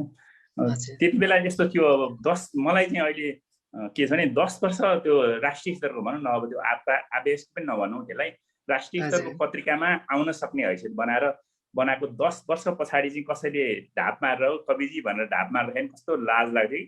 कहाँ म कवि हो त, म त सिकारु मान्छे हुँ, विद्यार्थी हुँ जस्तो लाग्थ्यो।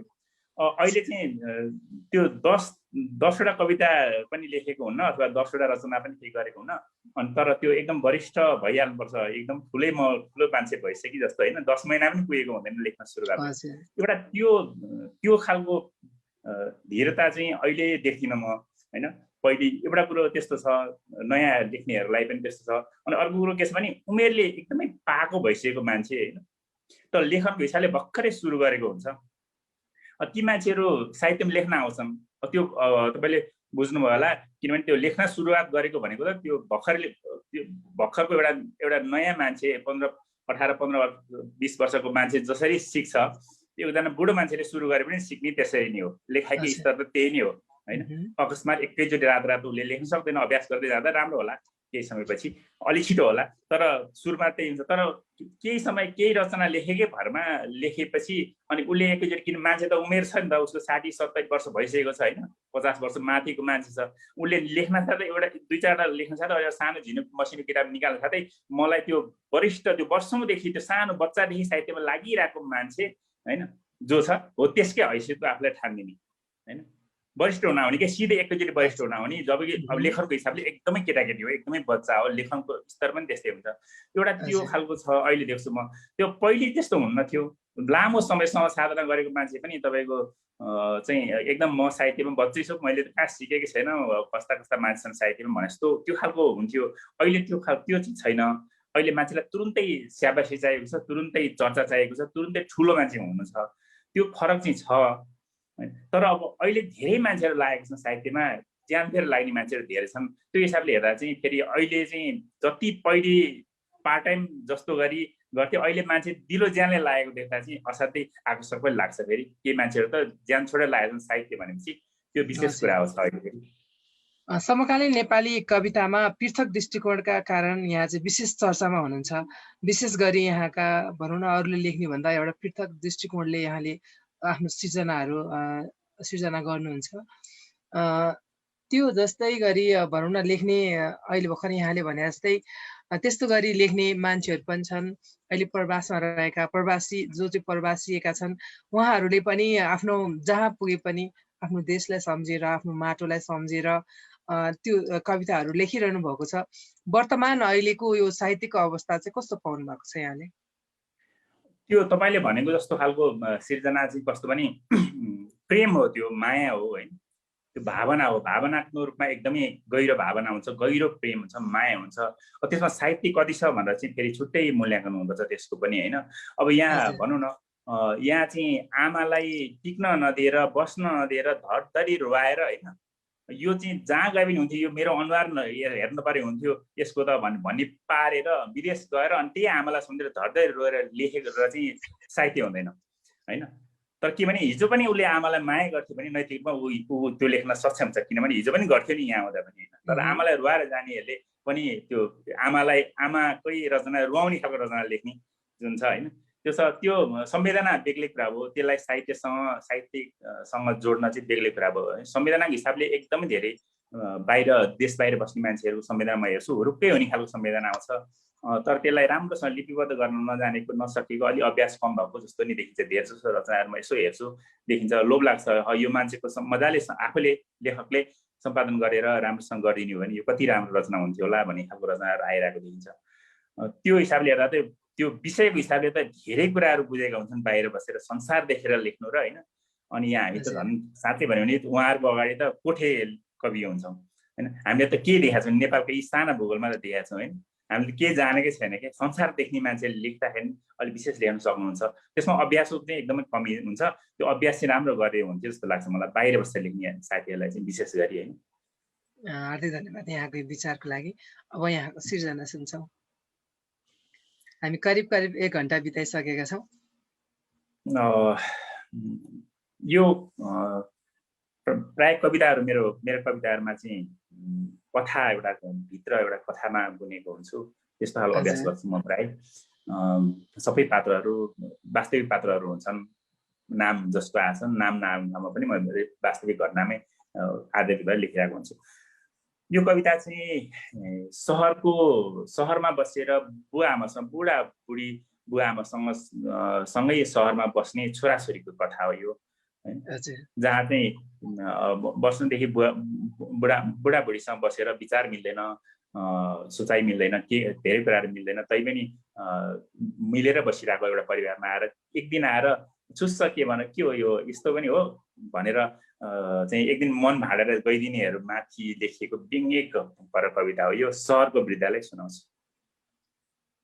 सहरको वृद्धालय कुतलुङ कुतलुङ गर्दै एक बट्टा पानी जुस आउँछ र हाम्रो मातृ प्रेम माथि तुस हालेर जान्छ। लन्ठ्याङ लुन्ठुङ हल्लिँदै 1 किलो देशी स्याउ आउँछ र हाम्रो पितृभक्ति प्रति शङ्का उछालेर जान्छ। यी 1 किलोवादी आफन्तपनसँग हामीलाई चिडचिडा छ। वर्षौंपछि उनीहरू आउँछन्, सिर्फ एकपटक कन्ना टकटक्याएर जान्छन्। त्यो धुलोले बाको श्वास प्रश्वास बढ्छ, आमालाई हाछ्यौं सुरु हुन्छ। बुहारी औँलामा नचाउँदै रहेछ छोरोलाई, छोरो हरिलटकलाई काम भए पुग्दो रहेछ। यी अचेलका ठेट्नाहरू के थाहा यिनलाई बुढाबुढीको महत्त्व बन्न कति सजिलो हुँदो रहेछ उपदर्शक दिन असाध्यै मजा लाग्दो हो अर्थी बुद्धि। यस्ता तालले नि बाउआमा पालिन्छ।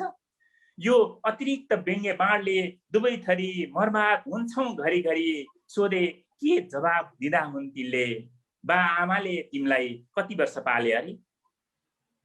मेरा स्वयंसेवक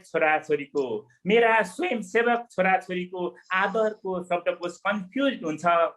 वार्डेन पत्नीको सद्भावको सङ्लो नदी धमिलिन खोज्छ। म इन्चार्ज यो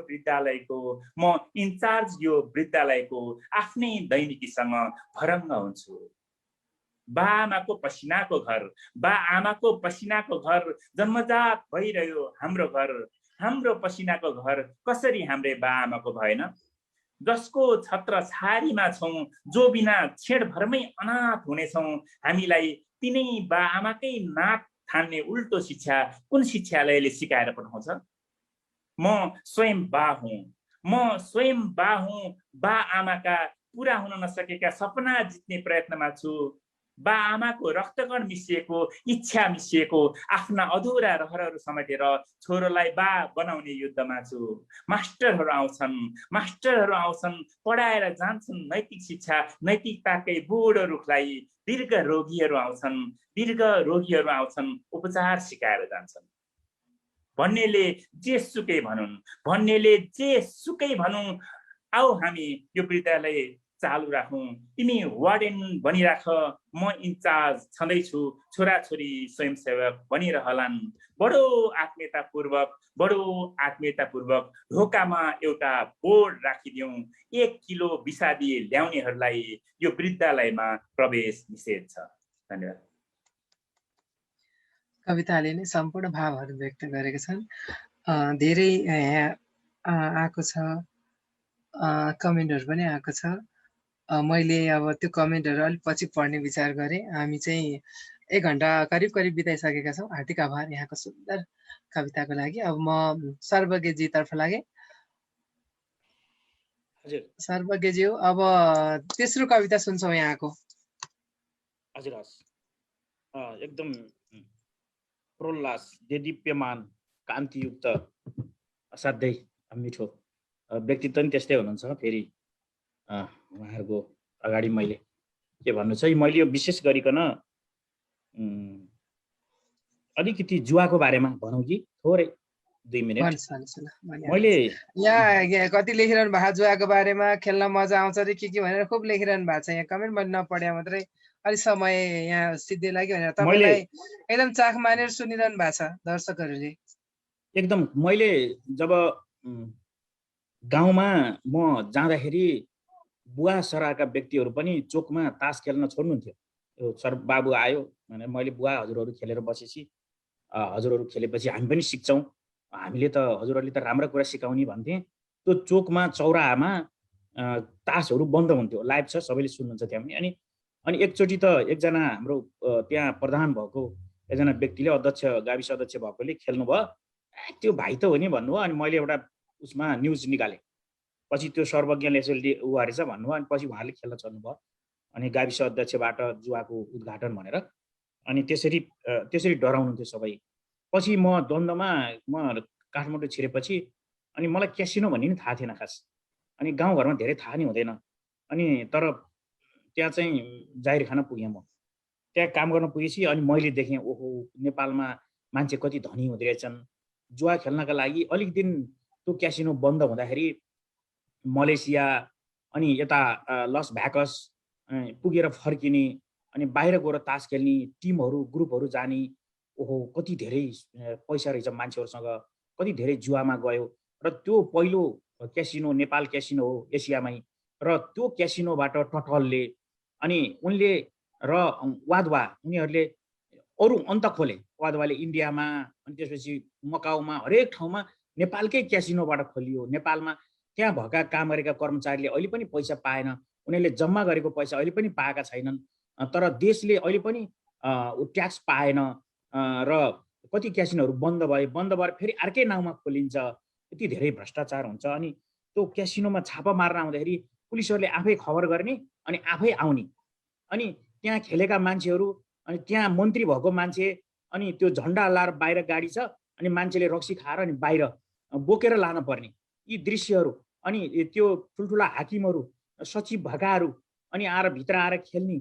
अनि ब्याङ्कको मान्छेले आएर खेल्दाखेरि त्यो ब्याङ्कमा पछि त्यो उनले अरूले राखेको पैसा आएर खेलेका रहेछन्।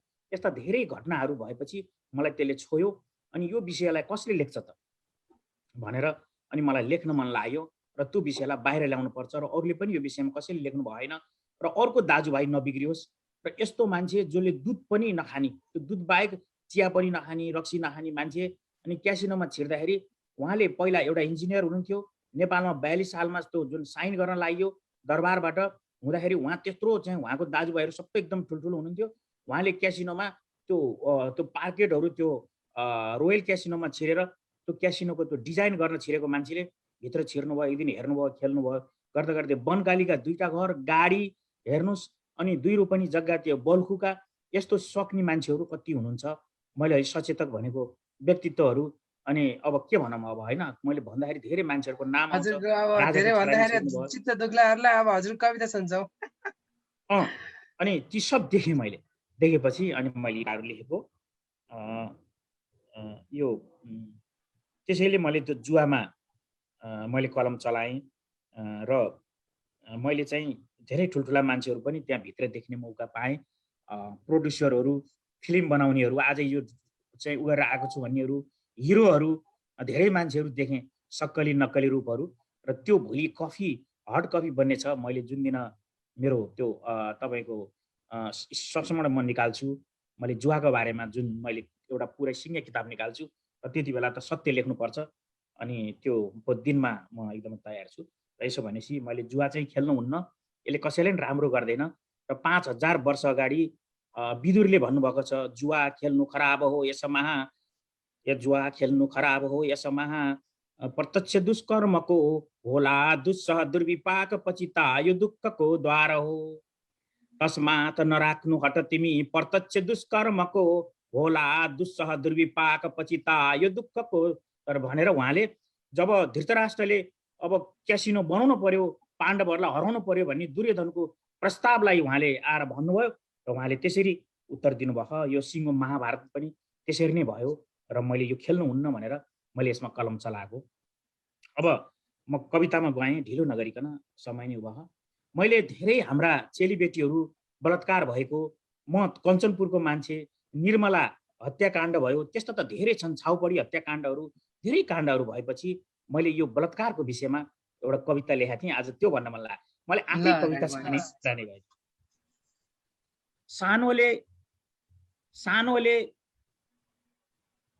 सानोले खानदानी ड्युटीमा नबुझी बोले पनि बलात्कारी हुन्छ र तू जेल जान्छ। सानोले खानदानी ड्युटीमा नबुझी बोले पनि बलात्कारी हुन्छ र तू जेल जान्छ। ठुलोले बलात्कार गरे पनि बलात्कारी जीको संज्ञा दिनुपर्छ। कानुन बलात्कारीको अगाडि घुँडा टेक्छ, उसको आदेशमा लाठा ढुङ्गा र बन्दुकले बाटो छेक्छ। इच्छा लागे उसले राजीनामाको पत्र लेख्छ, त्यो पनि नलागे कानुन प्रमाण समाचार साथै बयानलाई मृत्युको धम्की र बुटले टेक्छ। पर स्त्रीलाई ऊ सुन्दरी सोरसी र उर्वशी देख्छ, ऊ आफूलाई 1600 गोलिनीको श्रीकृष्ण भनी लेख्छ। धर्म शर्म इमान जमान इज्जत र प्रतिष्ठा त ब्रिफकेस भित्रको पैसामा देख्छ। पैसा पद र पावरको दम्बले मान्छेलाई पशु देख्छ। पशु त्यो हो अरूलाई पशु देख्ने, स्वास्नी र छोरी छुट्याउन नसक्ने, आज गर्यो भोलि बिर्स भन्ने, त्यस्तो पशुले के को समाजको भविष्य लेख्छ। पटक पटक पाएको भोट आफ्नो कोटको गोजीमा सधैँ देख्छ। दादागिरी र गुण्डागिरीले पाएको विरासतलाई आफूले जितेको श्रीपेज देख्छ।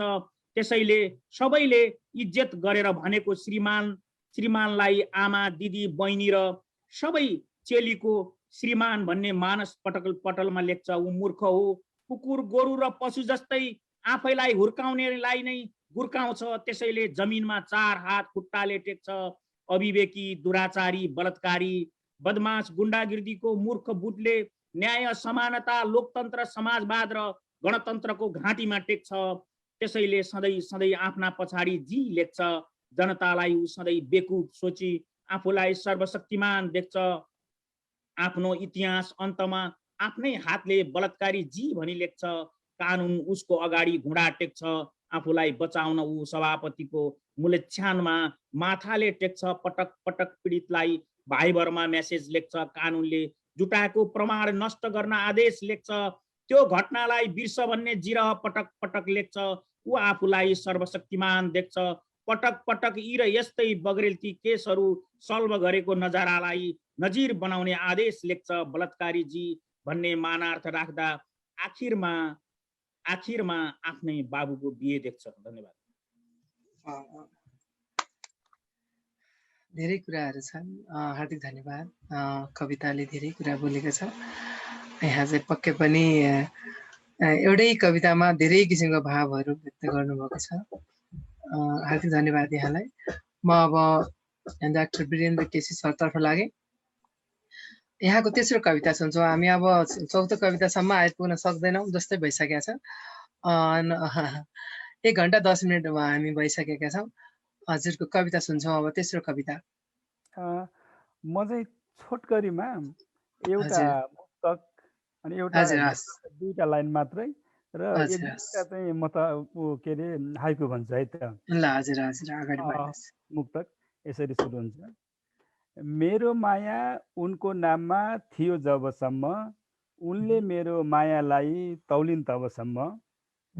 मेरो माया उनको नाममा थियो जबसम्म, उनले मेरो मायालाई तौलिन् तबसम्म।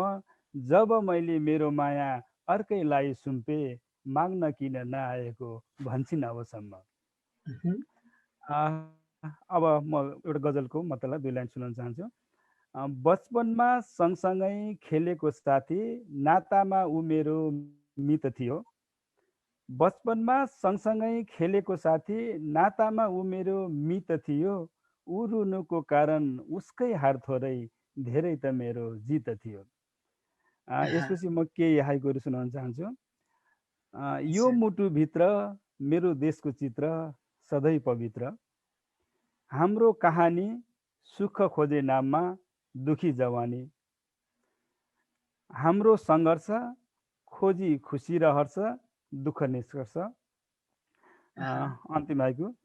परबास बास खुसी छैन केही खास, मनै निनाश। धन्यवाद। एकदमै सुन्दर हाइकु मुक्तक, सबैको लागि हार्दिक आभार। अब म सीतारामजी तर्फ लागेँ। सीताराम सर के सुनाउनुहुन्छ तेस्रो सिर्जना? यहाँ सबैजनाले हाम्रो प्रहलाद सिन्धुलीको बासु काका शीर्षकको कविता सुन्न आतुर छौँ भन्नुभएको छ।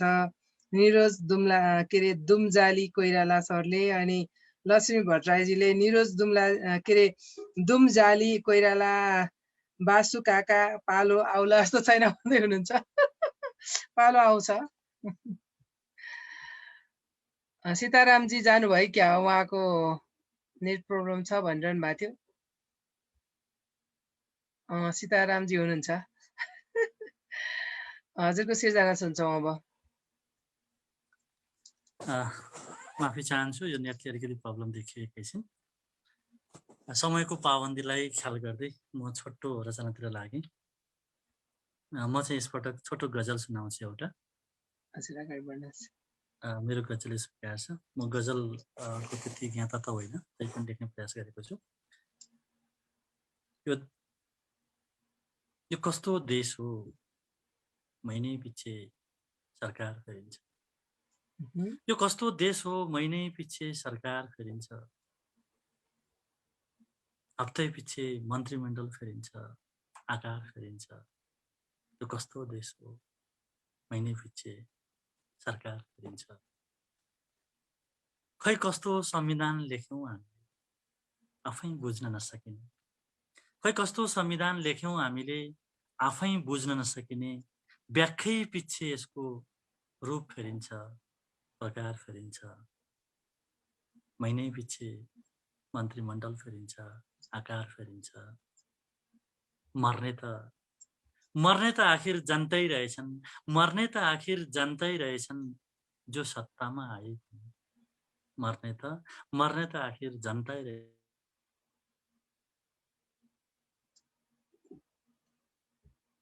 अड्किनु भयो त। सुन्दर कविता गजल सुनाउँदै हुनुहुन्थ्यो। उहाँको नेटमा समस्या देखिएको जस्तो छ। सुन्नु भएको छ यहाँहरूले? छैन, सुनेको छैन। हजुर, रोकियो जस्तो छ। यस्तै छ नेपालमा, अलिअलि नेटको प्रब्लम भइरहन्छ। उहाँको सुन्दर सृजनाको लागि हार्दिक धन्यवाद। अब म हाम्रो सिन्धुलीय सरतर्फ लागेँ। सबैजनाले बासु काका चाहिँ सुन्नु पर्यो भनेर यहाँ आग्रह गरिरहनु भएको छ। हामीलाई हेरिरहनु भएका सम्पूर्ण आदरणीय दर्शकहरू अनि हामीलाई प्रतिक्रिया दिइरहनु हुने सम्पूर्णको नाम लिन सकेको छैन, त्यसको लागि क्षमा चाहन्छु। हामीलाई हेरेर आफ्ना प्रतिक्रियाहरू दिएर हामीलाई यो 52औं श्रृङ्खलासम्म ल्याइदिने सम्पूर्ण साहित्यकार, साहित्य प्रेमी सबैप्रति हामी हार्दिक आभार व्यक्त गर्न चाहन्छौँ।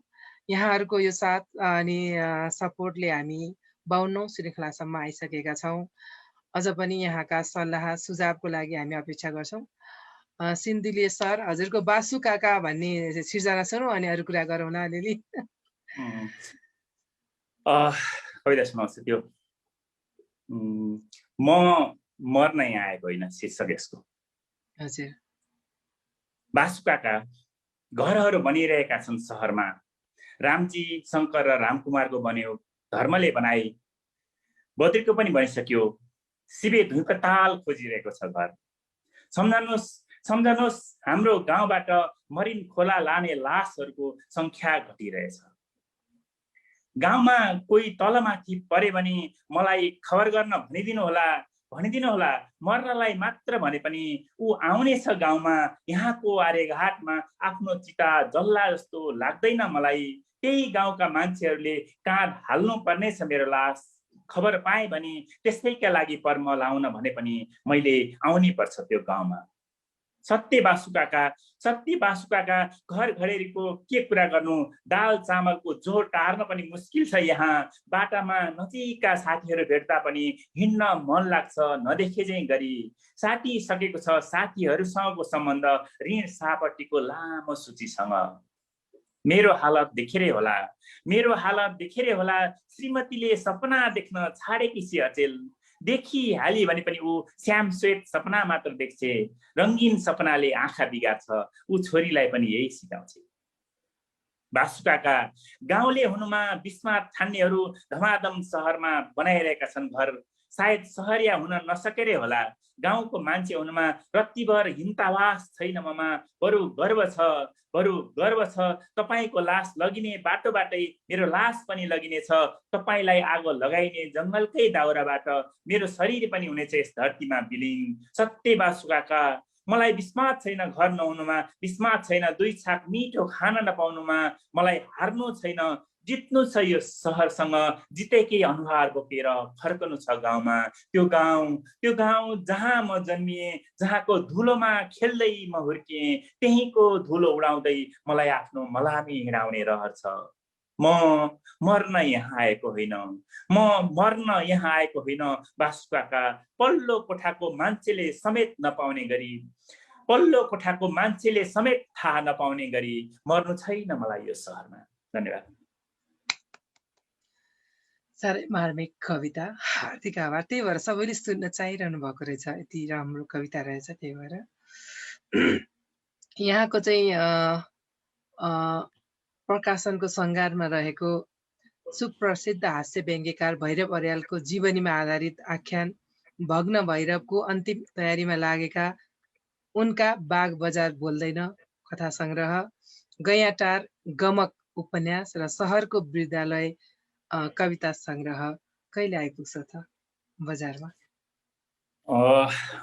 भग्न भैरव उपन्यास चाहिँ मैले मेरो तर्फबाट काम सिद्ध्याएको छु, गरिसकेको छु। त्यो प्रकाशकको पोल्टोमा जाँदैछ, त्यो काम सिद्धिसकेको छ। अरूमा म काम गर्दैछु। मैले आफूले तयार नगरिकन मेरो तर्फबाट ओके ठिक छ, अब यति म जति गर्नु मेरो बुद्धिले भ्याएसम्म गरिसकेँ भनेपछि मात्रै प्रकाशनमा दिने हो। अब भग्न भैरव चाहिँ आउँछ चाँडै नै, अलिकति सहज भएर चाहिँ आइहाल्छ।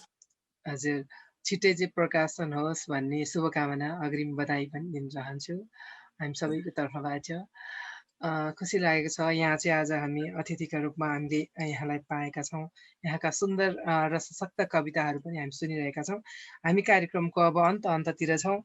हामीले 1 घण्टा 19 मिनट चाहिँ सिर्जना सुनेर अनि कुराकानी गरेर बिताइसकेका छौँ। धेरै लामो कार्यक्रम हुँदा पनि अलिकति गाह्रो होला जस्तो भएर छोटो छोटो कविता सुन्छौँ 2 जना हाम्रो सरहरूको। अनि त्यसपछि अन्तिममा यहाँसँग आजको कविता, आज उपस्थित हुनुभएका हाम्रा सर्जकहरूको सिर्जनाहरू कस्तो लाग्यो यहाँलाई भनेर सानो यहाँको जानकारी लिन्छौँ र हामी कार्यक्रम अन्त गर्छौँ। सर्वज्ञजी एकदम छोटो खालको एउटा कविता सुनाइदिनुहोस् अब, अन्तिम कविता। सीतारामजी पनि आउनु भएछ, अब त्यसपछि हामी सीतारामजीको सुन्छौँ। हजुर, म सिधै कवितामा गएँ। हजुर हजुर। लिलामीमा मुटु आत्मा निचोरी निचोरी किन बगाउनु आँसु, किन बगाउँछ यो पहाड आफ्नै छुट्टै लयमा वेदना। सुन त किन सुसेल्छन् होला बिछट्टै ती एक्ला झरना। न त मूल्य छ यहाँ आँसुको, न त कुनै सुआत्मा छ जीवनको। ती अनमोल पहाड अनि ती झरना लिलामीमा राखी आफ्नै आत्मा पटक पटक निहालिसके, आफै बाँच्ने रहर थाँती राखी सुनसुमाइसके। कति पटक तिनै कपट आत्माहरू झस्काइरहन्छ, आला घाउहरू चस्काइरहन्छन्। प्रश्नै प्रश्नको लर्को छ, आफ्नै जीवन पछाडि घोचिरहन्छ जबरजस्ती। आफ्नै धमिला सपना निचोरी रहेछ विगतको वर्तमान, विगतले वर्तमान र पनि सोचिरहेछु जीवनको दोसाँधमा कल्पी कल्पी आफ्नै विगत र आगत। सुन्दर धरती जस्तै छ त जीवन, कल्पिए जस्तै छ त जिन्दगी, कल्पिए जस्तै छ त गाउँ घर बस्ती अनि देश र आफैले भोट दिएर जिताएको नेतृत्व। आफै जस्तै छन् त पटक पटक पुज्ने आफ्नै ईश्वर। खोजिरहेछु आफ्नै जीवनको लय, एक्लै हिँड्ने गोरेटोमा बगाउने 2 थोपा आँसु। भ्रम नै भ्रममा कति बाँचोस् जिन्दगी, किस्तीमा ओइलाइएको फुल जसरी। दुर्दिनमा रोमलिएको यो अनमोल समय निरीह बनेर छटपटाइरहेछ। अमूल्य जीवन यही कतै भ्रम सम्झेर समात्न सकेको छैन। अपनत्व देखिरहेछु आफ्नै अगाडि, लास बनेका एक थान सपना। तैपनि धिक्कारी काखी च्यापिरहेछु बाँचुन् जेलका याद। न त गाँसे जस्तो छ मित्रता, न त छ यहाँ आफ्नै हृदयको जस्तो अपनत्व। केवल देख्छु अन्धकार भित्र षड्यन्त्र हो, त्यसैले कहीँ भेटिन होला। चाहे जस्तो मूल्य, सोचे जस्तो बजार, त्यसैले त बाँकी छन् अझै एक थान झुत्रा सपना। लिलामी मुटु आफ्नै मुटु। लिलामी मुटु झुत्रा सपना। साह्रै सुन्दर र सशक्त कविता, हार्दिक आभार यहाँलाई। अब म यता हाम्रो डाक्टर वीरेन्द्र केसी सरतर्फ लागे। छोटो यहाँले सुनाइदिनु भएनुहुन्छ मुक्तक, गजल, हाइकु, अन्तिम सृजना। हवस्, एउटा कविता है त। कविताको शीर्षक छ 21औं शताब्दीका सचेत युवा। थकाइ, हार र लक्ष्यहीन जीवन हामीलाई किमार्थ स्वीकार छैन। एकै पाइलामा लक्ष्य भेटियोस् त्यो पनि हामी चाहदैनौँ। लक्ष्यमा पुग्दा खुट्टा दुखेको अनुभूति हुँदैन भने त्यो प्राप्तिको के मजा। त्यसैले हामी अप्ठ्यारोमै लक्ष्य चुन्छौँ र त्यो प्राप्तिको यात्रामा दिनरात नभनी अनवरत तल्लीन रहन्छौँ। कठिनाइ चिर्दै लक्ष्यमा लम्किएका हाम्रा पाइलाहरू एक निमेष रोकिने छैनन्। आकाङ्क्षा र महत्त्वाकाङ्क्षा, स्वाभिमान र अभिमान, यी सबै घोलिएको रगत हाम्रा धमनीहरूमा हर पल उर्लिरहन्छ। हामी मनमा बुद्ध, मुटुमा बलभद्र र मस्तिष्कमा सचेतना बोकेर उर्ली हिँड्ने 21औं शताब्दीका सचेत युवा हौँ। धन्यवाद। साह्रै सुन्दर, हार्दिक आभार यहाँलाई सुन्दर सृजनाका लागि। सीतारामजी, अहिलेको यहाँको गजल पनि हामीले पुरा सुन्न पाएनौँ, अब अन्तिम सृजना सुन्छौँ यहाँको। धन्यवाद। आज मलाई प्रविधिले त्यति साथ दिइरहेको छैन। ठिक छ, हामी सुनिरहेछौँ यहाँको सृजना। समयको पाबन्दीलाई ख्याल गर्दै कविता थियो, तर मलाई प्रविधिले साथ दिएको छैन। म त्यो कविता पढ्न पाइनँ। म चाहिँ एउटा गजलबाटै नै म अगाडि बढ्नुहोस्। चौथो वाचन टुङ्गाउन चाहन्छु। कविता म स्वर्गवासी आमाको सम्झनामा कविता छ। एउटा आमाको स्नेहबाट टाढा भएको मान्छे। गजल यस प्रकार छ। जब तिम्रो तस्बिरमा ठोकिँदै बतास लाग्छ, जब तिम्रो तस्बिरमा ठोकिँदै बतास लाग्छ, उठेर बाबु भन्छौ कि भन्ने आश लाग्छ। जुन दिनदेखि छोड्यौ तिमीले, त्यो दिनदेखि न मलाई मधुमास लाग्छ, न मलाई मलमास लाग्छ। जब देख्छु बाको न्याउरो अनुहार, जब देख्छु बाको न्याउरो विक्षिप्त अनुहार, यसै भइराखिन्छु, आफैसँग उदास लाग्छ। आमा नभएको घर पनि के घर हुन्छ र खै, महलकै बसाई भए पनि सडकको बास लाग्छ। तिम्रो फोटो भित्तामा टाँस्दाखेरि मात्रै पनि घरमा सँगै छौ नि त भन्ने आवाज लाग्छ। जब तिम्रो तस्बिरमा ठोकिँदै बतास लाग्छ, उठेर बाबु भन्छौ कि भन्ने आश लाग्छ। जुन दिन लुट्यो दैवले तिमीलाई त्यो दिनदेखि, जुन दिन लुट्यो दैवले तिमीलाई त्यो दिनदेखि कर्मभन्दा बढी लेखान्तमा विश्वास लाग्छ। दुनियाँ रमिता जहाँ जे हेरे पनि, दुनियाँ रमिता जहाँ जे हेरे पनि यी आँखालाई केवल खाली तिम्रै तस्बिर मात्र खास लाग्छ। जब तिम्रो तस्बिरमा ठोकिँदै बतास लाग्छ, उठेर बाबु भन्छौ भन्ने आश लाग्छ। धन्यवाद। साह्रै मार्मिक अनि भावुक बनाउने गजलको लागि हार्दिक आभार, धन्यवाद यहाँलाई। सबैजनाका सुन्दर सुन्दर सृजनाहरू सुनाउनु भयो, सबैलाई हार्दिक आभार व्यक्त गर्छु। अन्तमा आज हाम्रो प्रमुख अतिथिज्यू हुनुहुन्छ प्रहलाद सिन्धिलियाजी, यहाँलाई म अन्तिममा आजको कार्यक्रममा उपस्थित हुनुभएकोमा सबैमा हार्दिक आभार अनि यहाँमा पनि हार्दिक आभार व्यक्त गर्दै आज उपस्थित हुनुभएका हाम्रा आदरणीय अतिथिज्यूहरूको सृजना सुन्नुभयो, यहाँलाई कस्तो लाग्यो? अनि अन्तमा प्रवासी प्रवाहको यो 52 श्रृङ्खलामा यहाँलाई हामीले उपस्थित गराउन पायौँ। पक्कै पनि आजको कार्यक्रम सभ्य भयो भन्ने हामीले आशा गरेका छौँ। अब हाम्रा दर्शकहरूले पनि भन्नुहुन्छ हामीलाई। हामीले प्रवासी प्रवाहको 52 श्रृङ्खलासम्म आइपुगेका छौँ। हाम्रो यो कार्यक्रमको लागि पनि यहाँको सल्लाह सुझाव सहित आजको कार्यक्रम चाहिँ अन्त गरिदिनु हुन हार्दिक अनुरोध गर्छु। धन्यवाद छ।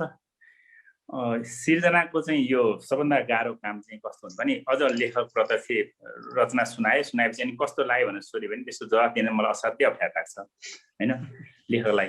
किनभने लेखकलाई दिनु भनेको जोखिम पनि छ होइन, जोखिम पनि छ। अहिले अनि यस्तो हो, सल्लाह र सुझाव भन्दा नि यस्तो हो, अब लेखिरहनु भएकोहरूलाई अझ धेरै प्रेरणा पनि हुनसक्छ।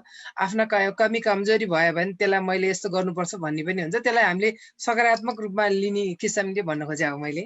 होइन, मैले खोजेको नि त्यही भन्न खोजेको थिएँ। के अरे खालि के भने त्यो तुरुन्तै तत्कालै अहिले तात्तातै चाहिँ रचनाको चाहिँ बारेमा चाहिँ प्रतिक्रिया दिनलाई यस्तो गाह्रो हुन्छ भन्न खोजेको मैले। गाह्रो हुन्छ, त्यो राम्रो भयो भने राम्रो भन्न पनि गाह्रो हुन्छ, नराम्रो भयो भने नराम्रो भन्न पनि गाह्रो हुन्छ होइन, दुईवटा कुरा। त्यस कारणले गर्दा त्यो रचनाको चक्करमा नलागौँ होइन। सबैले पृथक खालको आफ्नै विशेषता थियो रचनाको होइन, फरक फरक स्वाद हामीले महसुस गऱ्यौँ होइन। ईश्वर बल्लभले भनेको एउटा शब्द मलाई कस्तो याद आउँछ, के अरे फुल के बुझ्नुहुन्छ भनेर सोध्नु भएको थियो उहाँले होइन। फुल बुझिएन भनेर फुललाई च्यातेर हेर्ने भन्नुभएको थियो कि होइन। रोटी के बुझ्नुहुन्छ, रोटी भने खानेकुरा बुझे भइहाल्यो नि भन्नुभएको थियो उहाँले। एकचोटि हाम्रो शब्दघरकै एउटा कार्यक्रममा भन्नुभएको थियो। अनि त्यो रोटी भनेको खानेकुरा बुझ्ने हो, रोटी बुझिएन भनेर अब त्यो सबै ल्याबमा लगाएर बुझेर त रोटी के बुझिन्छ होइन, अर्थ बुझिन्छ। त्यो त्यही भयो हुनाले साहित्य भनेको चाहिँ महसुस गर्ने कुरा हो होइन, सबभन्दा ठुलो कुरा भने महसुस गर्ने कुरा हो होइन, अनुभूति गर्ने कुरा हो। त्यो अनुभूति गर्नलाई चाहिँ आज जस्तो फरक फरक स्वाद आए, फरक फरक खालका रचना, त्यो कुनैसँग कसैको मिलेको जस्तो मलाई चाहिँ महसुस भएन होइन। हामीले जति सुनायौँ हामीले अलग अलग खालको सुनायौँ होइन, आफ्नै रचना पनि फरक फरक खालको सुनायौँ। त्यो रमाइलो लाग्यो आज मलाई। तपाईँले कार्यक्रम यत्रो समयदेखि लगातार कार्यक्रम चलाइरहनु भएको छ। तपाईँहरूलाई यो कार्यक्रम चलाउन नजान्ने म मान्छे, बोल्न नजान्ने आफै पनि भनौँ न, म त लेख्न मात्रै मान्छे हो नि त। अब यो कार्यक्रम सञ्चालन बारेमा के सुझाव दिनु होइन, यत्रो ठुलो प्रयास गर्नु। यहाँलाई कस्तो लाग्यो? अथवा हाम्रो यो भनौँ न एनआरएनले विभिन्न अन्य क्षेत्रमा काम गरिरहेको थियो, तर साहित्यको क्षेत्रमा पनि हामीले यो कार्य चाहिँ एउटा शुभारम्भ पनि हो। अनि तपाईँलाई भनौँ न यो हाम्रो कार्यक्रम चाहिँ कस्तो लाग्यो भन्ने कुरा पनि हो। यो चाहिँ साहित्य भनेको चाहिँ के अरे सौन्दर्यको प्रसादन, अरूको भन्दा नि त्यो शिरको श्रीपेज हुन्छ नि, त्यो हो साहित्य चाहिँ। जहाँनेरि त्यो टाउकोमा राख्दाखेरि त्यो जसलाई नै सुहाउँछ कि होइन, त्यो भालेको जो जुल्फी हुन्छ नि कति राम्रो सुहाउँछ होइन, त्यो त्यो त्यो हो साहित्य। एनआरएनले विविध क्षेत्रमा विविध काम गरिरहेको छ। साँच्चै भन्यो भने दोस्रो सरकारको रूपमा काम गरिरहेको छ नेपालको त होइन, छाया सरकारको रूपमा काम गरिरहेको छ। अब त्यो त्यसको गुणगान गर्ने, त्यसको प्रशंसा गर्ने छँदैछ, आफ्नो ठाउँमा छँदैछ। संरक्षण पनि गरिरहेको छ। नेपाल बाहिर रहेका यति धेरै नेपाली दाजुभाइ दिदीबहिनीहरूलाई संरक्षण गर्ने एउटा अभिभावकीय भूमिका निभाइरहेको छ। त्यसमा हामीलाई एकदम गर्व छ होइन। हामी छैनौँ, हामी टाढा छौँ, हाम्रा दाजुभाइहरू अलपत्र परिरहनु भएको छ, तपाईँहरूले चाहिँ त्यसलाई संरक्षण दिइरहनु भएको छ। त्यो हिसाबले त्यो जति गुणगान गरे नि कमै हुन्छ। साहित्य भनेको चाहिँ त्यसमा पनि अझ त्यो सुनमा सुगन्ध हो होइन, सुनमा पनि सुगन्ध भनौँ न हो। त्यो साहित्यलाई लिनु भनेको त्यो झन् अझ सकारात्मक हुने नै भइहाल्यो। तीमाथि झन् एनआरएन भनेको टिम भनेको थुप्रै मान्छेहरू चाहिँ साहित्यसँग सम्बन्धित हुनुहुन्छ, साहित्यमा गरिराख्नु भएको छ होइन। हिक्मत दाईदेखि जीवा लामिछानेसम्म भन्ने हेर्नु न, अब पर्फेक्ट एकदम होइन खतरा साहित्यकारहरू त्यहाँनिर हुनुहुन्छ। त्यस कारणले पनि साहित्यसँग आउनु भने त नौलो कुरो होइन। मलाई त अझ अगाडिदेखि नै एकदम साहित्यमा त अलिक धेरै कामै गर्नुपर्ने हो एनआरएनले जस्तो लाग्छ। अरू नयाँ हार्दिक धन्यवाद यहाँको यो हजुर विचारका लागि अनि आजको यो आतिथ्यको लागि हार्दिक आभार व्यक्त गर्दछौँ। हामीले प्रत्येक श्रृङ्खलामा नेपालको एकजना एउटा साहित्यकार, अलिकति वरिष्ठ साहित्यकार र विदेशका सम्पूर्ण साहित्यकारहरूलाई जोडेर गर्ने गरेको यो कार्यक्रममा आज नेपालबाट यहाँलाई हामीले उपस्थित गराउन पायौँ र विश्वका विभिन्न देशबाट यहाँ उपस्थित हुनुभएका सम्पूर्णमा हार्दिक आभार व्यक्त गर्दै यहाँहरूको समय शुभ रहोस् भन्दै आजको कार्यक्रमबाट म लगायत यहाँहरू सबैजना हामी बिदा हुन्छौँ। नमस्कार। धन्यवाद। नमस्कार, धन्यवाद नमस्ते यो अवसरको लागि।